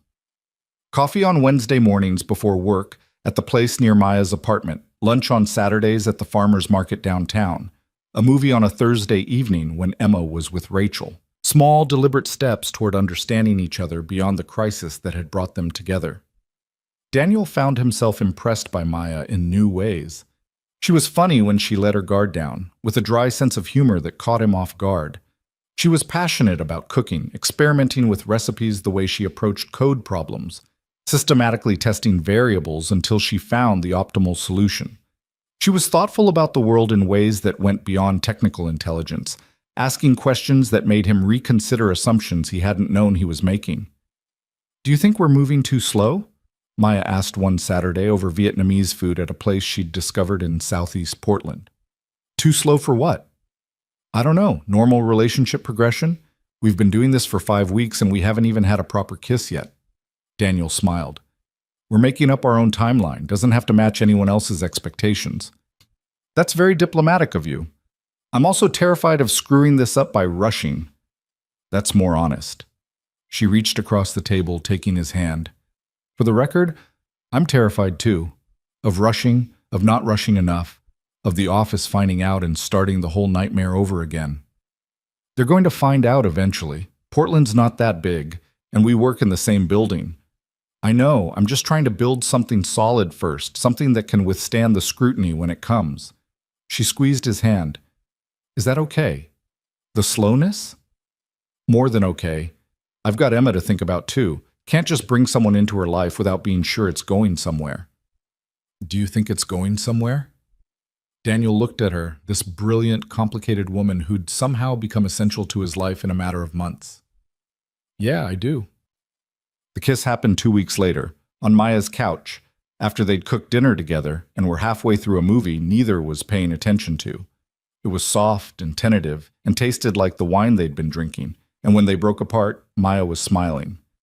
About time, she said. Worth the wait? Definitely worth the wait. They took it slow after that too, building physical intimacy with the same deliberate care they'd applied to everything else. Daniel appreciated the pace even as part of him wanted to rush forward. This mattered too much to treat casually. At work, the return to normal had its own complexities. Kevin's team was officially disbanded after 2 months of poor performance, and the engineers were redistributed across other teams. Kevin himself was moved to an individual contributor role, a demotion that everyone recognized but no one officially acknowledged. Daniel felt no satisfaction in it, just a weary recognition that corporate politics destroyed careers without regard for intention or fairness. Maya's expanded team thrived. She'd learned from the experience, building in more transparency and documentation than strictly necessary, making sure every decision could withstand scrutiny. Daniel watched her navigate the balance between authentic leadership and protective caution, and admired how she refused to let the experience make her cynical. 3 months into their careful relationship, Emma asked again about meeting the maybe-someday girlfriend. They were making pancakes on a Sunday morning, Daniel's week with her extending through the weekend. Is she still maybe someday? Emma asked, flipping a pancake with more confidence than she'd had a few months ago. Or is she definitely now? When did you learn to negotiate like a lawyer? I'm 8, Dad. I'm very sophisticated. Daniel laughed. She's definitely now, I guess. Her name is Maya. Maya. I like that name. It's pretty. Emma slid the pancake onto a plate. So when do I meet her? When you're ready and she's ready and we're all ready together? That's a lot of ready. It's important. You're the most important person in my life, Em. I need to make sure anyone I bring into our lives is someone you can trust and like. Emma considered this seriously. Does she make you happy? She does. Then I'm ready whenever you are. Just give me warning so I can wear my good shirt. The meeting happened 2 weeks later at the Science Museum, neutral territory that gave Emma something to focus on besides scrutinizing her father's girlfriend. Maya showed up in casual clothes with her hair in a ponytail, looking nervous in a way Daniel had never seen her at work. Hi, she said to Emma, crouching down to eye level. I've heard a lot about you. Your dad says you're into science? Mostly biology and chemistry. Physics is okay, but less interesting. Emma studied Maya with an intensity that made Daniel want to intervene. Do you like science? I do. I studied computer science, which is kind of like math and logic combined. That's cool. Dad says you're really smart. Your dad is biased, but I try to be competent at least. They spent 3 hours at the museum, Emma leading them through exhibits with running commentary, occasionally testing Maya's knowledge with questions that got increasingly specific. Maya handled it well, admitting when she didn't know something and asking Emma to explain, which seemed to satisfy his daughter more than false expertise would have. Afterward, over ice cream at Emma's favorite place, his daughter delivered her verdict. She's good, Emma told Daniel when Maya went to the bathroom. Smart and nice, and she doesn't talk down to me. I approve. That's it? Just like that? What did you expect, a background check? Emma grinned. She makes you smile, Dad. That's enough for me. When Maya came back, Emma immediately launched into telling her about the science fair project she was planning, something involving plant growth and soil pH levels. Maya listened attentively, asked good questions, and offered to help if Emma needed a second pair of hands for measurements. Driving home later, just Daniel and Emma, his daughter was quiet for a long time before speaking. "I like her, but I need to ask you something." "Okay." "If you and Maya get really serious, like married serious, would we have to move? Would things change a lot?" Daniel pulled into their apartment parking lot and turned to face his daughter. "I don't know what's going to happen with Maya and me, but I can promise you this. Any decision that affects your life, we make together. Your home, your school, your routine, those things are yours. No one gets to change them without your input." "Not even if you fall in love?" "Not even then. You're my priority, Em. Always." She nodded, satisfied. "Okay. Just wanted to make sure. She's really nice, though. I hope it works out." That conversation stayed with Daniel over the following weeks as his relationship with Maya deepened. They were past the tentative stage now, settling into something that felt sustainable and real. Maya had met Emma, Emma approved, and the pieces of his life that had felt separate were beginning to integrate. At work, someone finally asked directly. Marcus cornered Daniel in the break room on a Friday afternoon, expression curious but not judgmental. "So you and Maya are actually together, right? Like, officially?" Daniel considered deflecting, then decided against it. "Yeah, we are." "How long?" "A few months. We've been taking it slow." Marcus nodded. "For what it's worth, most people think it's about time, the ones who aren't still invested in drama, anyway." "People know?" "Daniel, you two have been having coffee every Wednesday for 3 months. You leave for lunch together most Saturdays. Yeah, people know." Marcus grinned. "Difference is, now that it's actually happening, it's less interesting than when it was just rumor. Real relationships are boring. Scandal is exciting." "So the office has moved on?" "Mostly. There are still a few people who think Maya promoted herself through sleeping with subordinates, but those people are idiots who are going to find fault regardless. The rest of us are just happy the drama phase is over." It was anticlimactic in the best possible way. The relationship that had started with so much scrutiny and speculation had become, through patience and honesty, just another office romance that people acknowledged and then stopped caring about. That evening, Daniel had dinner at Maya's apartment. They'd fallen into the habit of Friday night dinners, taking turns cooking, and tonight was her turn. She'd made something complicated involving lamb and preserved lemons that tasted better than anything from a restaurant. "Marcus asked me about us today," Daniel said over dinner. "Apparently everyone knows." Maya didn't look surprised. "Sarah asked me about it last week."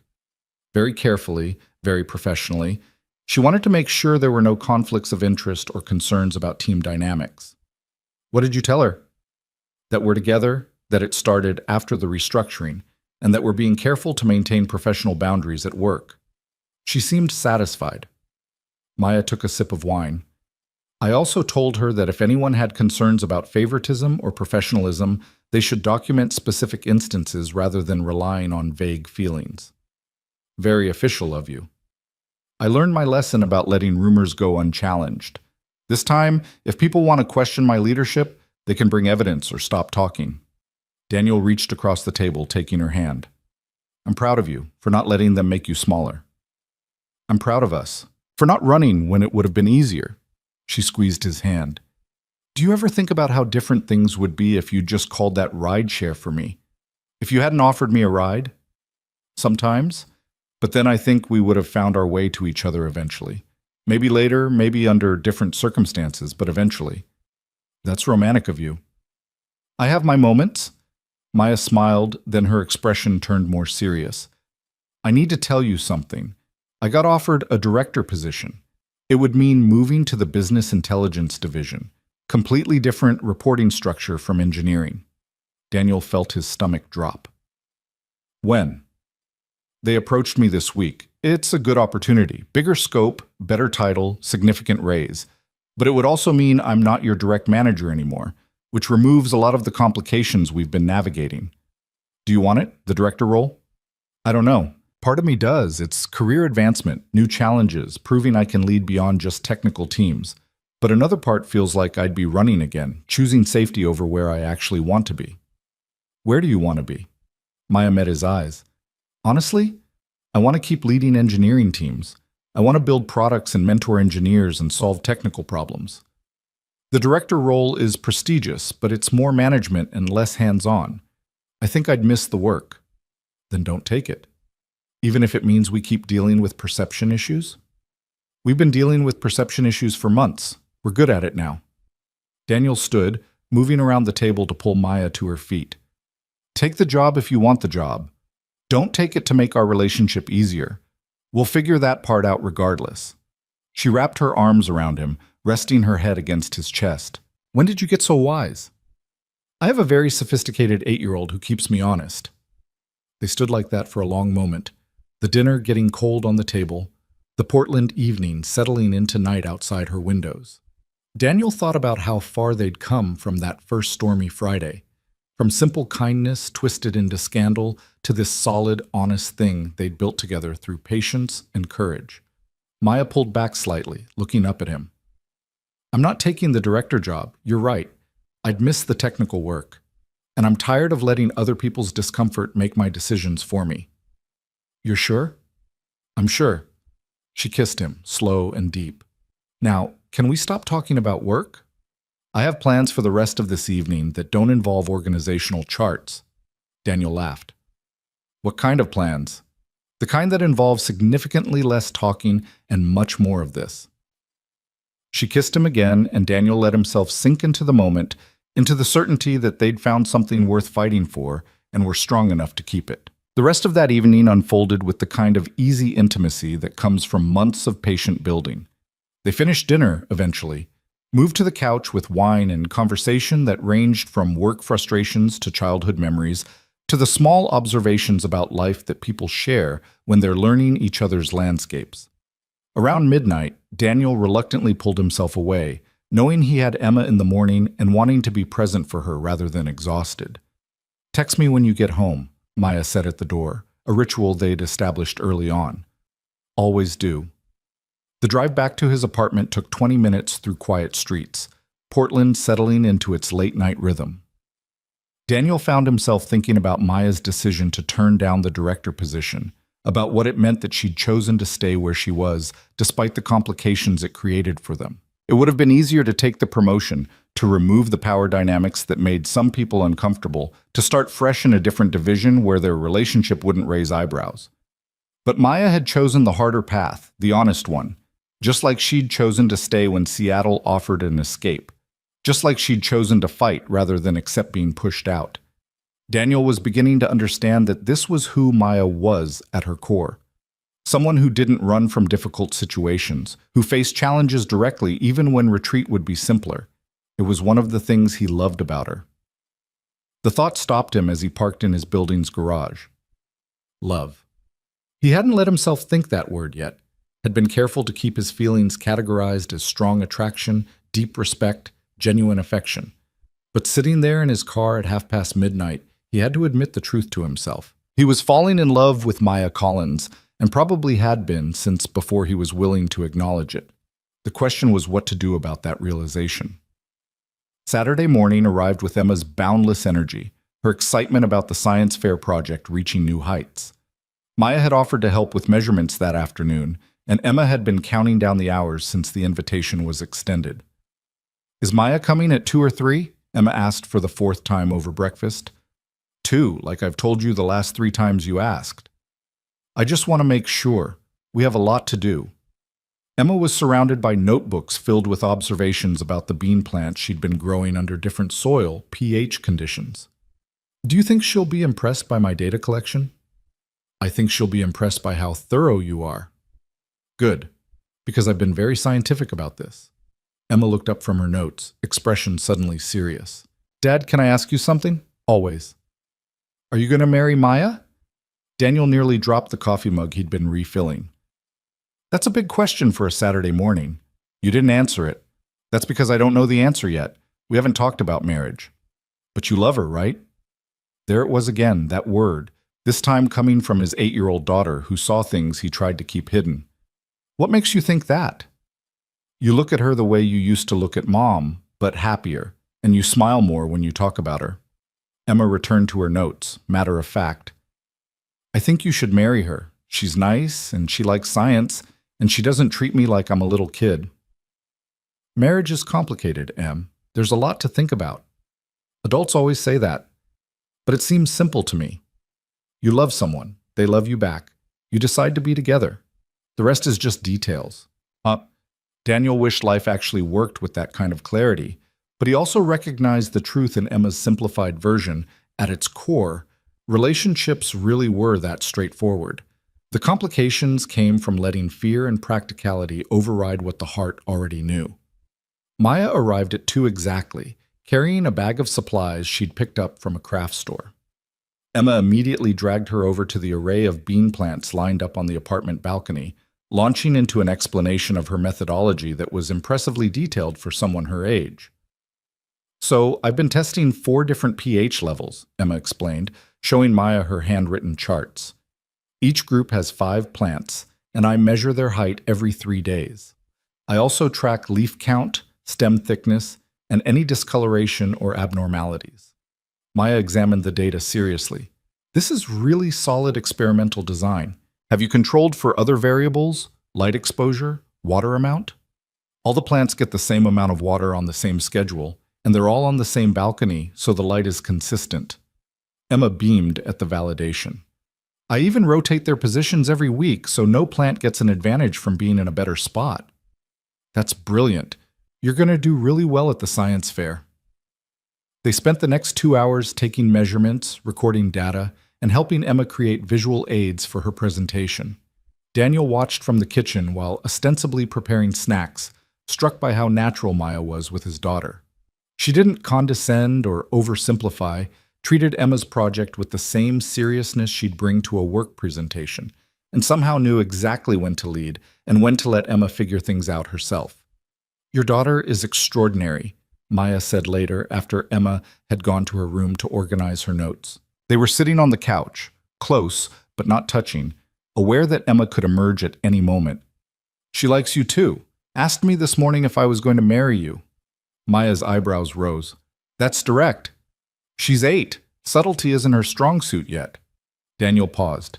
She said I should. Marry you, I mean. And what did you say? That it was complicated and we hadn't talked about it. Very diplomatic. Maya shifted slightly, her expression thoughtful. For the record, I'm not expecting that conversation anytime soon. We've only been officially together for a few months. I'm in no rush. But you're not opposed to the idea? Eventually? Eventually? No, I'm not opposed. She met his eyes. I'm 36, Daniel. I'm past the point of dating just to pass time. If I'm with someone, it's because I can see a future there. But I also believe in building foundations before making big commitments. We're still learning each other. Fair enough. Emma reappeared then, wanting to show Maya her preliminary poster design, and the moment passed. But it stayed with Daniel through the rest of the afternoon, through dinner together, through saying goodbye when Maya left that evening. The knowledge that they were both thinking long-term, both seeing this as something with potential beyond just enjoying each other's company. Work on Monday brought a different kind of revelation. Sarah Chen called an engineering all-hands to announce organizational changes that had been months in development. The committee-based project allocation system was being retired in favor of a hybrid model that trusted team leads to make decisions, but required quarterly reviews for accountability. It was an implicit admission that the bureaucratic overcorrection had created more problems than it solved. We've learned from the past 6 months, Sarah said to the assembled engineers. We overcomplicated our processes in response to isolated concerns, and that hurt both productivity and morale. Going forward, we're trusting our leaders to lead while maintaining appropriate oversight. If anyone has concerns about fairness or professionalism, we're establishing clear channels for reporting that don't require restructuring entire teams. After the meeting, Maya pulled her team together for a quick sync. Daniel watched her navigate the announcement with characteristic directness, acknowledging the difficulties of the past months while focusing on moving forward productively. I know we've all been dealing with extra process and scrutiny, Maya said. That's ending now. I'm going to run this team the way I did before, which means trusting you to do excellent work and supporting you when challenges arise. If anyone has concerns about how I manage or assign projects, my door is always open for direct conversation. But we're done letting outside noise dictate how we work together. The team responded with visible relief. Even the engineers who'd been transferred from Kevin's disbanded group seemed energized by the return to clarity and reduced bureaucracy. After the meeting, Marcus caught up with Daniel in the hallway. Feels like we're finally getting back to normal. Something like normal anyway. You and Maya seem solid. The office gossip has moved on to other people's drama. Daniel smiled. Good to know we're boring now. Boring is underrated, especially in this place. Marcus lowered his voice. For what it's worth, I'm glad you both stayed. Would have been a loss if either of you had left over that nonsense. The week progressed with a rhythm that felt increasingly stable. Daniel worked on a new authentication framework for the company's mobile apps, technically challenging work that reminded him why he'd gotten into software engineering in the first place. Maya led her team through sprint planning and architectural decisions with the confidence of someone who'd survived a trial by fire and come out stronger. They maintained professional boundaries at work, but the careful distance of the early months had softened into something more natural. A quick conversation about technical approaches. Coffee in the break room where they stood with other engineers rather than isolating themselves. The occasional shared joke in team meetings that no one found suspicious because it was just two colleagues who worked well together. Outside work, their relationship deepened in quieter ways. Maya started keeping a toothbrush at Daniel's apartment. Daniel had a drawer at her place for the clothes he inevitably left behind. They developed routines. Saturday morning farmer's market, Sunday evening cooking together. Wednesday coffee that had become as essential as any other part of the week. Emma grew comfortable with Maya's presence, no longer treating her visits as special events, but as normal parts of their lives. One evening, Daniel came home from picking up takeout to find Emma teaching Maya how to play the video game she'd been obsessed with lately, both of them laughing at Maya's lack of coordination with the controller. Your girlfriend is terrible at this, Emma announced when Daniel walked in. I can hear you, Maya said, not taking her eyes off the screen as her character died spectacularly. It's true, though. You're worse than Dad, and he's pretty bad. Thanks for the vote of confidence, Em, Daniel said, setting down the food. He watched them play for a few more rounds, Emma patient in her instruction, Maya genuinely trying despite having no natural talent for gaming. It was such a normal domestic scene, the kind of moment that marked real integration rather than careful visiting. His daughter and his girlfriend getting along without his mediation, building their own relationship independent of his role in both their lives. Later, after Emma had gone to bed and Maya was getting ready to leave, she paused at the door. I really love her, your daughter. She loves you too, in her own 8-year-old way. It scares me sometimes, Maya admitted, how much I care about both of you. How much it would hurt if this didn't work out. Daniel pulled her close. So we make it work out. That simple? Emma seems to think so. Adults overcomplicate things, apparently. Maya laughed against his chest. Smart kid. October brought Emma's science fair, and the whole extended family showed up to support her. Rachel was there with her boyfriend David, who turned out to be less boring than Emma had suggested and genuinely interested in her project. Daniel's parents drove in from the coast, thrilled to see their granddaughter presenting research with the confidence of someone 3 times her age. And Maya was there, standing beside Daniel as Emma explained her findings to the judges, her hand finding his in the crowd. She's going to win this thing, Maya whispered. Biased much? Completely, but also objectively correct. Look at that presentation. Emma did win, taking first place in the elementary division with a project that demonstrated both scientific rigor and genuine curiosity. During the awards ceremony, she searched the crowd until she found Daniel, and her smile was worth every anxious moment of the past months.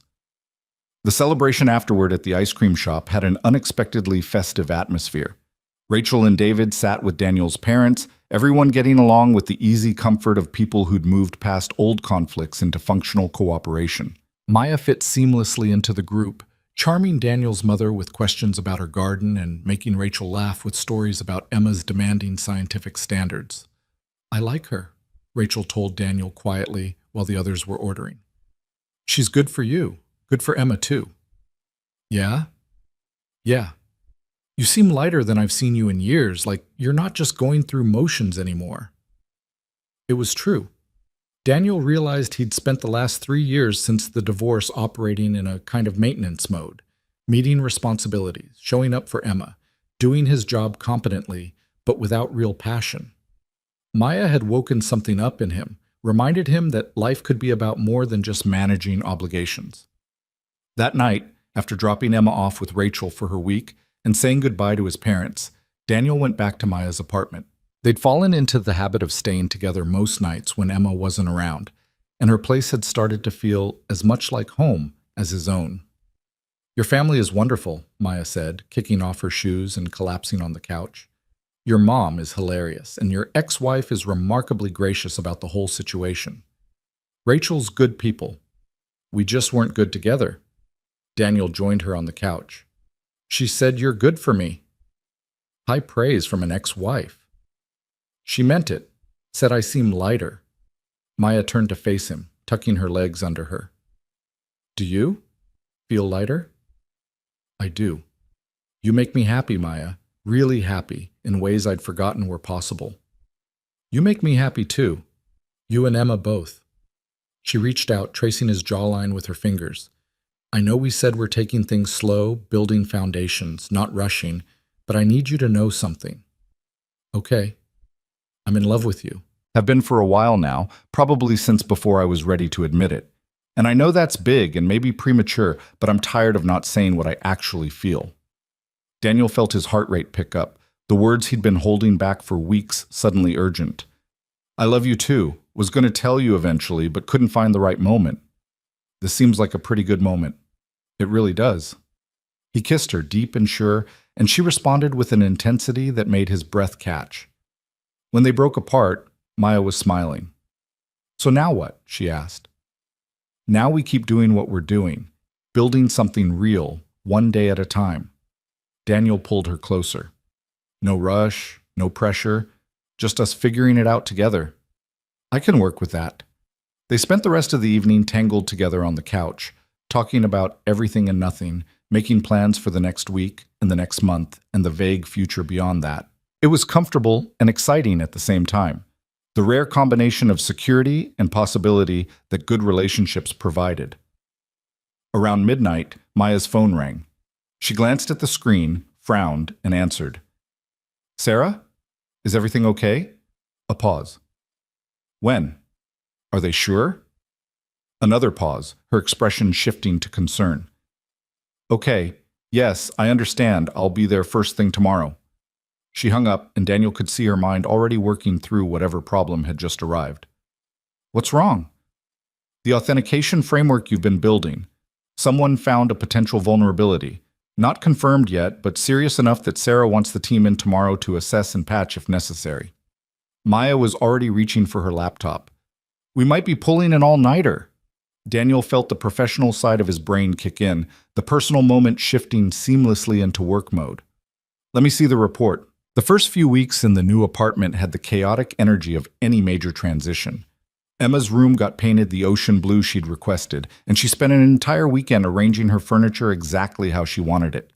Maya's kitchen supplies took over every available cabinet, organized with the same systematic precision she applied to code architecture. Daniel's books and Emma's science equipment competed for shelf space in the living room, creating a blend of their interests that somehow worked. Work continued its steady rhythm. The authentication framework Daniel had built was now deployed across all the company's mobile applications, running smoothly after the vulnerability patch. Maya's team had taken on a new initiative around data analytics that was getting attention from the executive level. The office gossip had indeed moved on to other drama, and their relationship had become just another fact of the workplace landscape. But living together revealed new dimensions of each other that weekend visits and deliberate dates hadn't fully captured. Maya was a morning person who woke up energized and talkative, while Daniel needed at least 20 minutes and 2 cups of coffee before he could handle conversation. Daniel was meticulous about cleaning as he went, while Maya tended to create chaos while cooking and then clean it all up at once at the end. Emma had strong opinions about bathroom schedules and made a chart to ensure everyone got adequate time. We're like a little ecosystem, Maya observed one evening while the three of them were assembling furniture for the living room, finding our balance. Ecosystems take time to stabilize, Emma said, screwing in a leg on the coffee table with careful precision. We just need to be patient while we adjust. When did you become the wise adult in this relationship? Daniel asked. I've always been the wise one. You're just noticing now. March arrived with the kind of early spring weather Portland specialized in. Sudden bursts of sun, followed by surprise rain. Cherry blossoms appearing overnight, the whole city collectively forgetting how to drive in anything but overcast conditions. Emma's 9th birthday was approaching, and she'd declared she wanted a science-themed party with her friends from school. Not a kid party, she specified. A real science party with actual experiments. Maya immediately volunteered to help plan it, and Daniel watched as the two of them conspired over experiment ideas that would be impressive but safe for 4th graders. They settled on making slime with different polymers, volcano demonstrations with various reactive combinations, and a finale involving Mentos and diet soda that would definitely require outdoor space. The party was scheduled for a Saturday in late March, and the morning arrived with perfect weather, sunny and mild, the kind of day that made everyone in Portland remember why they tolerated 9 months of gray. Rachel dropped Emma off early, staying to help set up despite it being technically Daniel's weekend. This is quite the production, Rachel said, surveying the backyard where Maya was organizing experiment stations. Maya doesn't do anything halfway, Daniel replied. I can see that. Emma's lucky to have her. Rachel paused, then added, You both are. She's good for you, Daniel. Really good. 15 9-year-olds descended on the apartment at 2 p.m., and controlled chaos erupted. Maya ran the experiments with the confidence of someone used to managing teams, keeping the kids engaged while preventing anyone from accidentally creating anything too explosive. Emma glowed with pride as her friends declared this the best birthday party they'd ever attended. Daniel stood back, watching Maya help a shy kid successfully complete a slime experiment, watching Emma explain polymer chains to her friends with enthusiasm, watching the life they'd built together function exactly as it should. He felt a wave of certainty wash over him, the kind that comes when everything aligns and you suddenly understand what you want with perfect clarity. After the party, after the cleanup, after Emma had crashed hard from the sugar and excitement, Daniel and Maya sat on the balcony with wine and the satisfaction of a successful event behind them. That was amazing, Maya said. Exhausting, but amazing. You were amazing. You made our birthday special in ways I couldn't have managed alone. We're a team. That's what teams do. Daniel took a breath, the certainty from earlier coalescing into words. I want to marry you. Maya's wine glass paused halfway to her lips. What? I want to marry you. Not someday, not eventually. I want to actually marry you, make this official, build a legal and permanent family together. The words came faster now, months of feeling finally finding their voice. I know we said we weren't rushing, and I'm not trying to pressure you, but I also know what I want. And I want this. I want you. I want us. I want to wake up every morning knowing we chose each other deliberately and completely. Maya set down her wine glass carefully, her expression hard to read. Daniel, I don't have a ring. This isn't some grand proposal. I'm just telling you what I know to be true. He reached for her hand. You've made my life better in every possible way. You've been incredible with Emma. You've challenged me to be braver and more honest. And I love you so much it sometimes scares me. So yes, I want to marry you, if you'll have me. The silence stretched long enough that Daniel started to worry he'd miscalculated badly, pushed too far too fast, violated the careful patience they'd maintained for months. Then Maya laughed, a sound somewhere between joy and disbelief. You're serious. Completely serious. You just proposed to me on our balcony after a children's birthday party, covered in slime residue, without a ring. I did. That's the least romantic proposal I've ever heard of. Daniel felt his stomach drop. I can do better. I can plan something, make it special. Maya cut him off by kissing him, deep and sure. When she pulled back, she was smiling. I don't want better. I want this. I want honest and real, and you telling me what you feel without overthinking it. She cupped his face in her hands. Yes, Daniel, I'll marry you. I'll absolutely marry you. Relief and joy flooded through him in equal measure. Yeah? Yeah, I love you, and I love Emma, and I love the life we're building together. I want to make it official too. She kissed him again, softer this time. But we're getting you a ring before we tell people. I have some pride. They sat there on the balcony as the sun set, making plans in the way newly engaged couples do. When to tell Emma, how to break it to their parents, whether to have a big wedding or something small. The conversation was easy, full of laughter and possibility, two people who'd found each other through chaos and chosen to build something permanent. Telling Emma happened the next morning over pancakes, their Saturday ritual that had persisted despite all the changes. So, Maya and I have some news, Daniel began, suddenly nervous despite Emma's earlier approval of their relationship. Emma looked up from her pancakes, syrup on her chin. You're getting married. Daniel and Maya exchanged glances. How did you know? You both look happy and weird, like you have a secret. And Maya keeps looking at her hand like there should be something there. Emma grinned. Also, I heard you talking on the balcony last night. My window was open. How much did you hear? Maya asked. Enough to know Dad proposed without a ring, and you said yes anyway. Emma put down her fork. So am I going to be in the wedding? You promised. Absolutely, Maya said. We wouldn't dream of getting married without you playing an important role. Good. Can I help plan it? I have ideas. Of course you can help plan it. It's your family too. Emma nodded, satisfied, then returned to her pancakes as if they'd just discussed something as mundane as the weather. Daniel marveled again at his daughter's ability to take major life changes in stride. Later, while Emma was in her room, Maya pulled Daniel aside. We really need to get you a ring before we tell anyone else. Your daughter already scooped our announcement. What kind of ring do you want? Something simple. I'm not precious about jewelry, but I want something I can wear every day without worrying about it. She paused. And I want to get you one too. If we're doing this, we're doing it equally. They spent the following weekend ring shopping, Emma in tow as their consultant. The experience was unexpectedly fun, trying on different styles and getting Emma's unfiltered opinions on each one. That one looks like something a robot would wear, she declared about one modern geometric design. Too boring, she said about a plain band. Now that's pretty.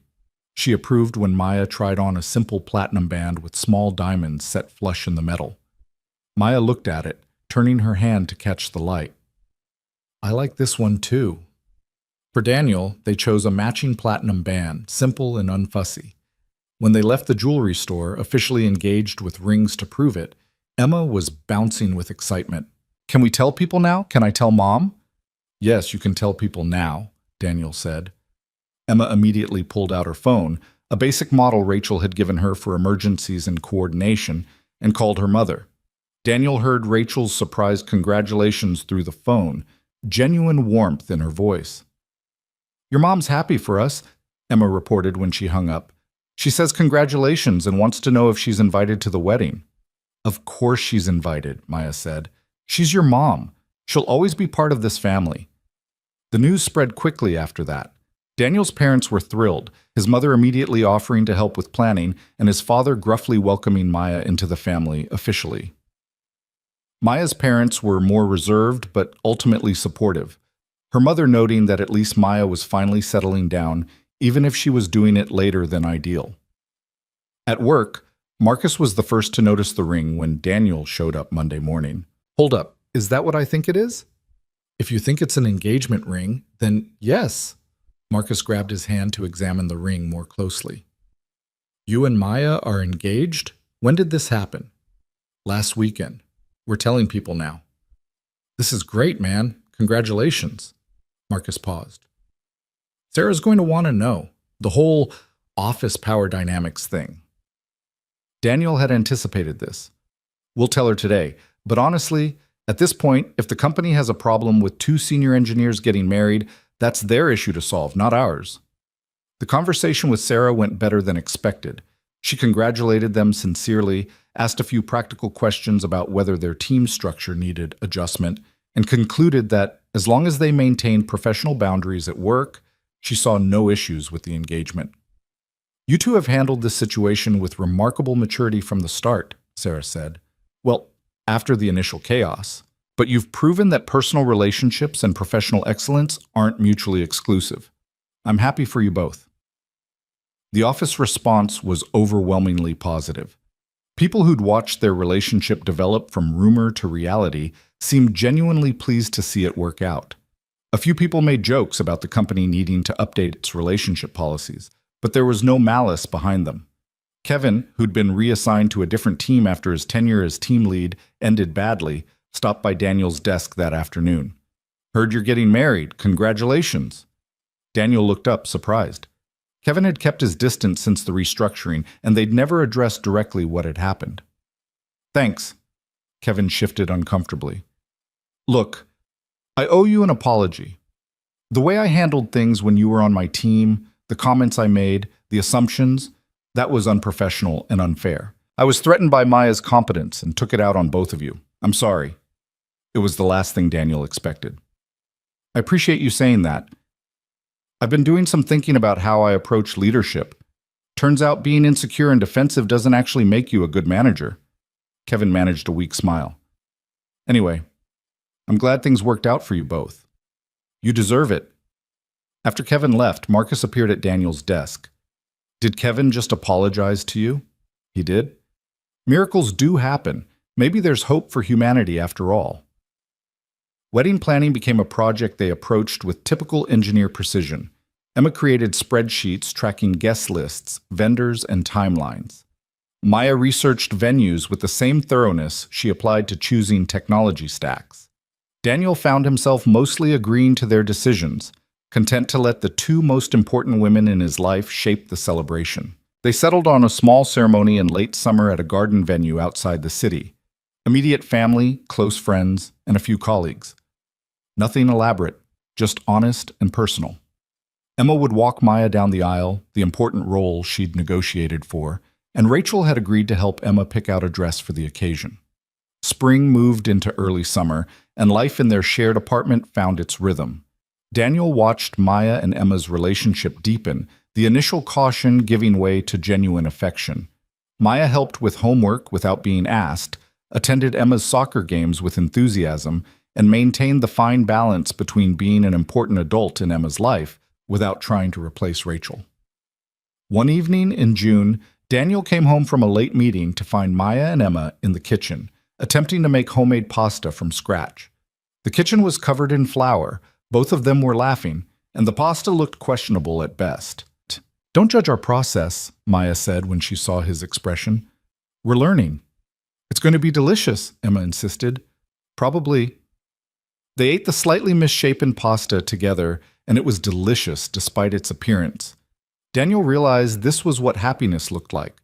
Not perfect moments or grand gestures, but ordinary evenings with people you loved, building memories from flour and laughter and imperfect pasta.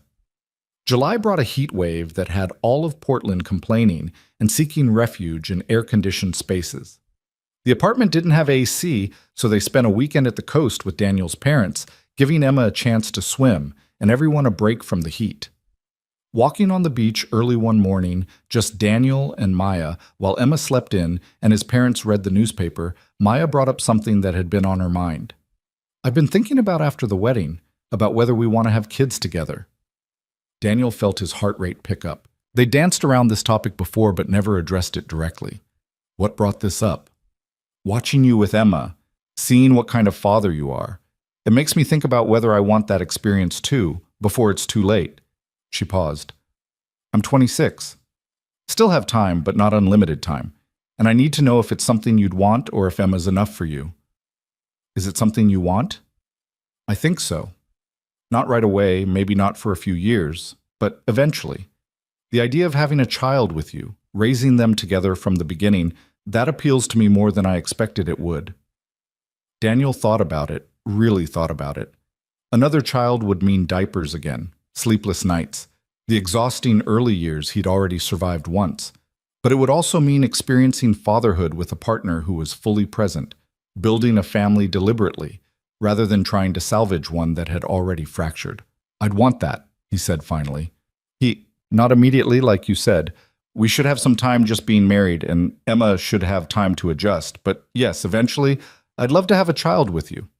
Maya smiled, the kind of deep, satisfied smile that came from major pieces clicking into place. Okay, then, something to work toward when we're ready. They walked in comfortable silence for a while, the ocean providing its constant soundtrack, the future feeling both exciting and manageable. The wedding approached with the kind of accelerating momentum that made days blur together. Final fittings, last vendor confirmations, family arriving from out of town. Emma practiced walking in her dress shoes, determined not to trip during her aisle walk with Maya. Rachel helped coordinate with Daniel's ex-in-laws, maintaining the cordial relationships that made co-parenting work smoothly. The night before the wedding, Daniel and Maya stayed in separate hotels at Emma's insistence. It's tradition, Emma declared. You're not supposed to see each other before the wedding. That's for the day of the wedding, not the night before, Daniel tried to explain. Close enough. We're doing this right. So Daniel spent his last night as an unmarried man in a hotel room with Emma, watching her favorite movies and talking about the big day ahead. Are you nervous? Emma asked during a quiet moment. A little. Good nervous, though. Maya's going to be really happy tomorrow. She told me she can't wait to officially be part of our family. Emma looked at him seriously. You're making the right choice, Dad. She's perfect for us. You really think so? I know so. She's smart and funny, and she treats you like you matter. That's important. Emma yawned, her excitement finally catching up with her. Plus, she lets me help cook and doesn't get mad when I ask too many questions about science stuff. Those are pretty good criteria. They're excellent criteria. I've thought about this a lot. The wedding day arrived with perfect weather, sunny and warm but not oppressively hot, a light breeze keeping things comfortable. The garden venue was exactly what they'd hoped for, intimate and beautiful without being overly formal. Daniel stood at the altar with Marcus as his best man, watching guests file in. His parents, looking proud and emotional. Rachel and David, supportive as promised. Maya's parents, still somewhat uncertain but making the effort. Colleagues from work who'd watched their relationship develop from scandal to celebration. Friends who'd provided support during the difficult months. Then the music changed, and Emma appeared at the end of the aisle in her carefully chosen dress, holding Maya's arm with solemn importance. Maya looked stunning in a simple white dress that somehow managed to be both elegant and completely her hair down and flowers woven through it. They walked forward together, Emma and Maya, the two people who'd become his whole world. When they reached the altar, Emma handed Maya off with ceremony, then took her place of honor beside them as requested. The ceremony itself was short and personal. Vows they'd written themselves that focused on honesty, partnership, and building a family together. When the officiant pronounced them married, the applause was genuine and joyful. The reception that followed had the relaxed atmosphere they'd wanted. Good food, simple dancing, speeches that were heartfelt without being overly long. Emma gave a toast that somehow balanced humor and sincerity, declaring that she'd approved this marriage from the beginning and was glad everyone was finally catching up to her wisdom. Rachel approached Daniel during a quiet moment, David beside her. She's really happy, Rachel said, watching Maya dance with Emma. Your daughter, I mean. She's been telling me for months how great things are, but seeing it in person, it's real. I'm glad you're here, Daniel said honestly. This wouldn't feel complete without you. We're family, Daniel. That doesn't stop just because we're not married anymore.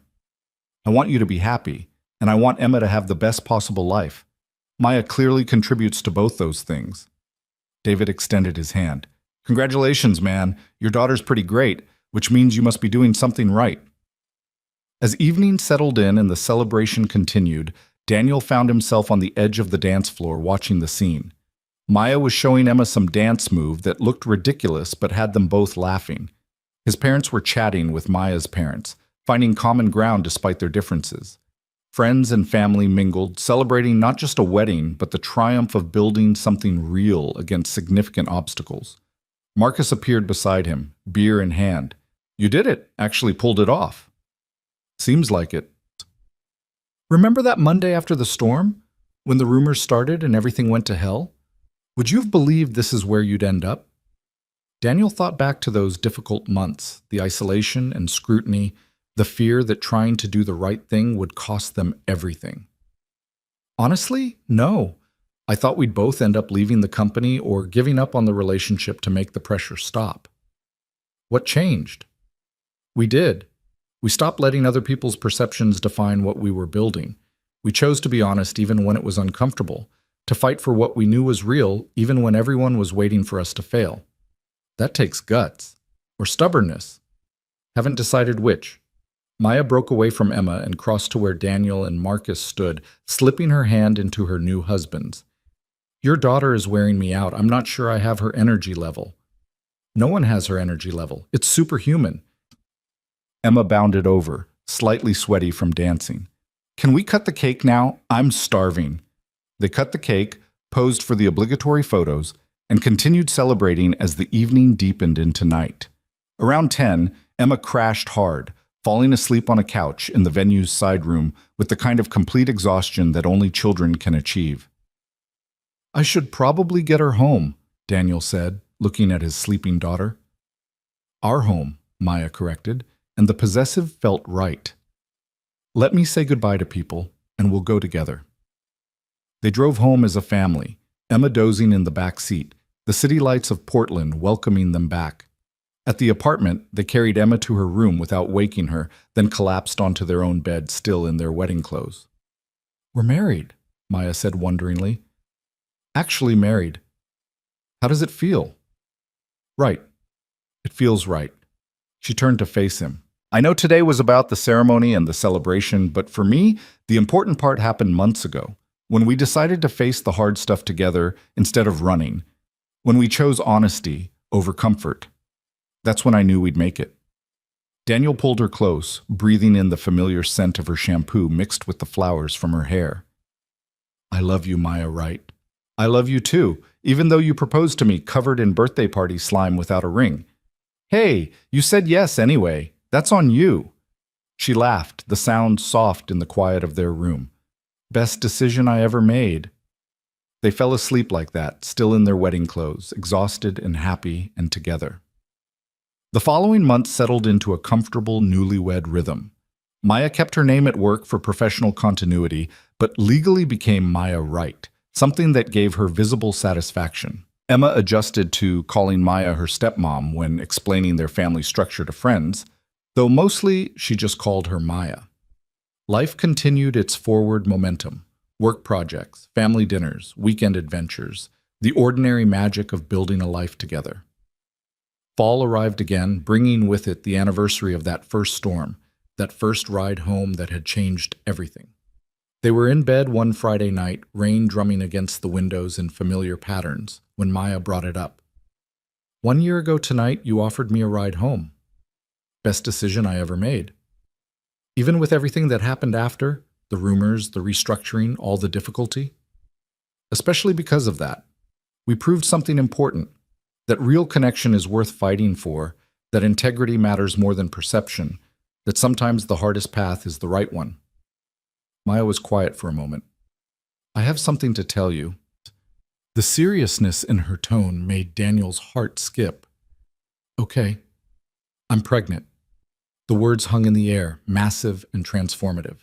Daniel's mind raced through implications, emotions, practical considerations, landing finally on pure joy. Are you sure? Took 3 tests. Pretty sure. She turned to face him, expression uncertain despite her words. I know we said we'd wait a few more years and this wasn't planned. If you're not ready... Daniel cut her off with a kiss. I'm ready. I'm so ready. We're going to have a baby. We're going to have a baby, Maya repeated, and then she was crying and laughing at the same time, relief and joy mixing together. They talked late into the night, making plans the way they always did, thinking through logistics and timing and how to tell Emma. The conversation had the same quality as all their important discussions, honest, practical, and deeply loving. Telling Emma happened over breakfast the next morning, both of them nervous about how she'd respond to the news that she'd be a big sister. So we have something important to tell you, Daniel began. Emma looked up from her cereal, immediately suspicious. Are we moving again? No, nothing like that. Maya's pregnant. You're going to have a little brother or sister.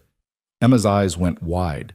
She looked between them, processing, then a huge grin broke across her face. Really? I'm going to be a big sister? Really, Maya confirmed. This is amazing. I'll be so good at it. I'll teach them science and how to ride bikes and all the important stuff. She paused. When? Probably late spring. We'll know more after the doctor's appointment. Emma nodded seriously. Okay, I have some things I need to prepare. Do we have any books about being a good big sister? They spent the weekend fielding Emma's endless questions and beginning to prepare for the reality of a new baby. Rachel was surprised but supportive when Emma inevitably told her, offering practical advice and hand-me-down baby equipment. Daniel's parents were over the moon, his mother immediately starting to knit baby blankets. Maya's parents seemed to finally understand that their daughter was building the family they'd wanted for her, just on her own timeline. At work, the pregnancy announcement was met with genuine happiness from the team.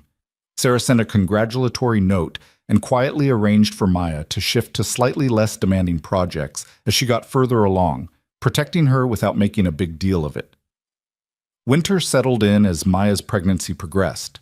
She worked through morning sickness with determination, attended prenatal appointments with Daniel by her side, and continued leading her team with the same competence she'd always shown. Emma threw herself into big sister preparation with characteristic intensity, reading every book she could find and making lists of things the baby would need to know. Spring arrived with Maya very pregnant and increasingly uncomfortable. They'd found out they were having a boy, information Emma immediately used to start planning what she'd teach him. The apartment that had felt spacious when they'd moved in now felt smaller with baby furniture and supplies accumulating. We're going to need a bigger place eventually, Maya said one evening, surveying the second bedroom they'd converted to a nursery. Emma needs her space, the baby needs room to grow, and we're running out of storage. One major life change at a time, Daniel said. Let's get through having a baby first. Fair point. The baby arrived on a rainy April night, 3 days before his due date. Daniel called Rachel to come stay with Emma, then drove Maya to the hospital with steady hands, despite his racing heart. The labor was long but uncomplicated, and at 6:43 a.m., their son was born. He's perfect, Maya whispered, holding the tiny, squalling bundle. He really is, Daniel agreed, feeling the same overwhelming love he'd experienced when Emma was born, intense and immediate and transformative. They named him Connor, a name they'd both liked that didn't carry family baggage or expectations.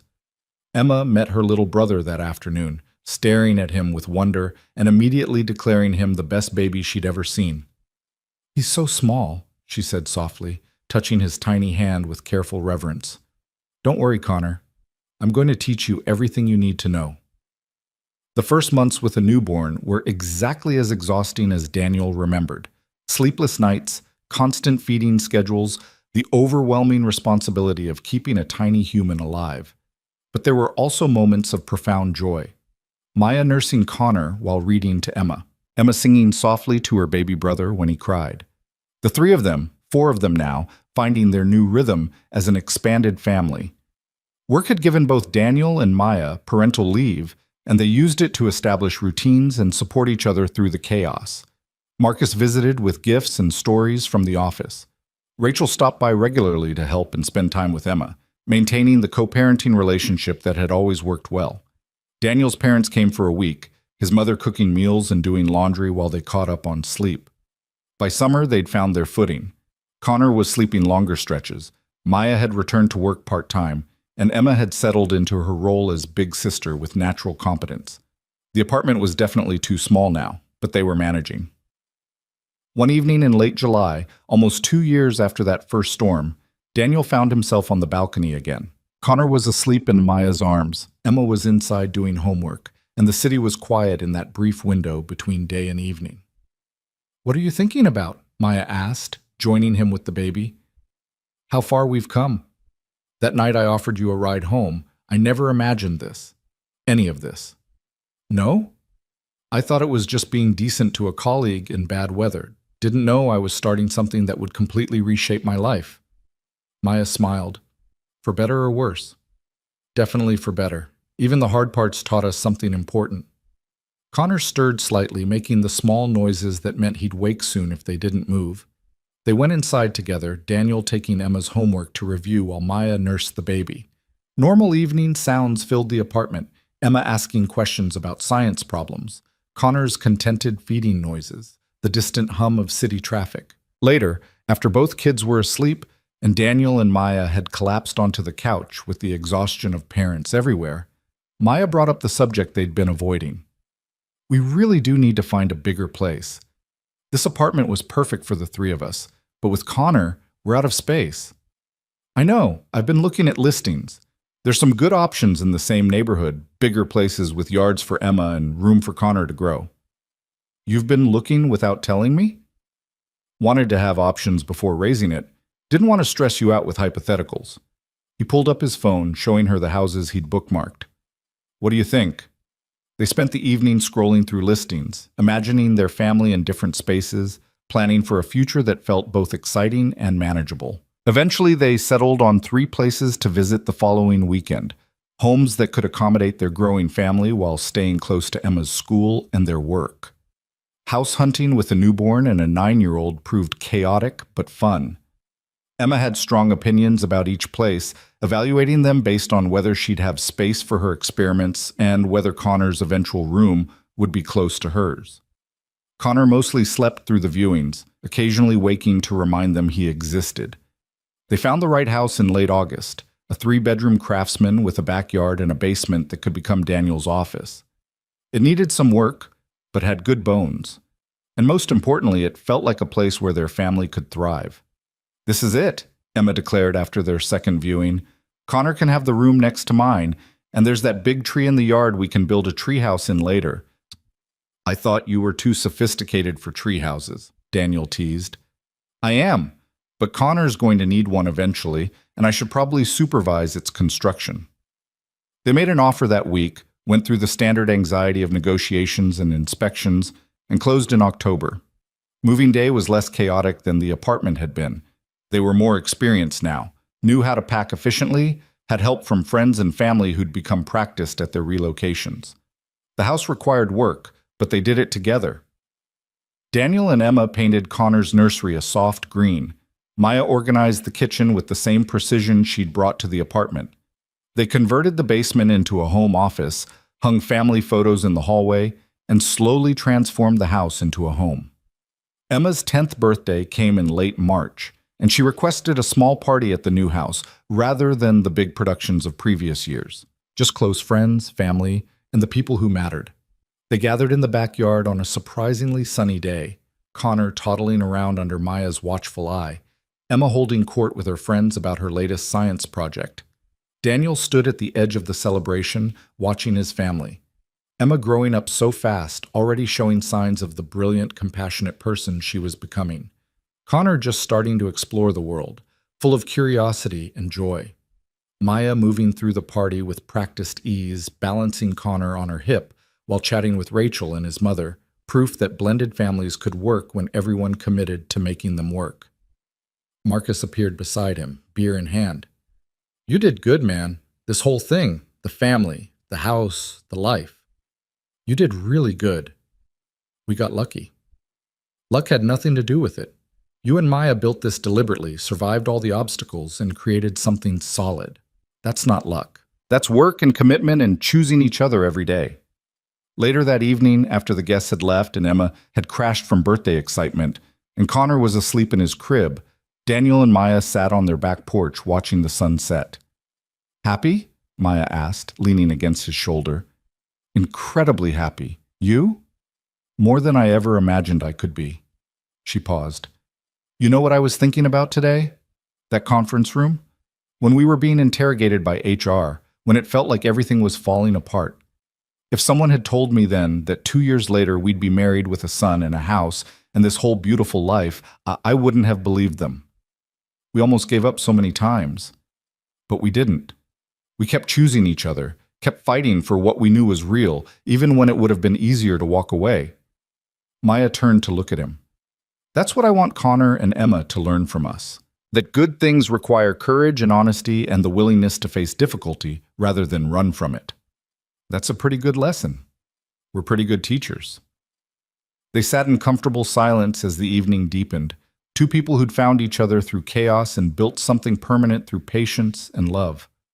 The house around them held the evidence of their blended family. Emma's science posters on the walls, Connor's toys scattered in the living room, photos documenting their journey from that first storm through marriage and parenthood, and all the messy, beautiful moments in between.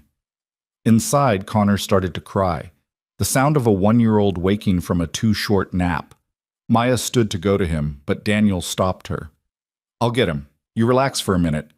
He went upstairs to Connor's room, lifting his son from the crib and feeling that rush of love that parenthood brought. Connor settled immediately against his shoulder, thumb in his mouth, trusting and content.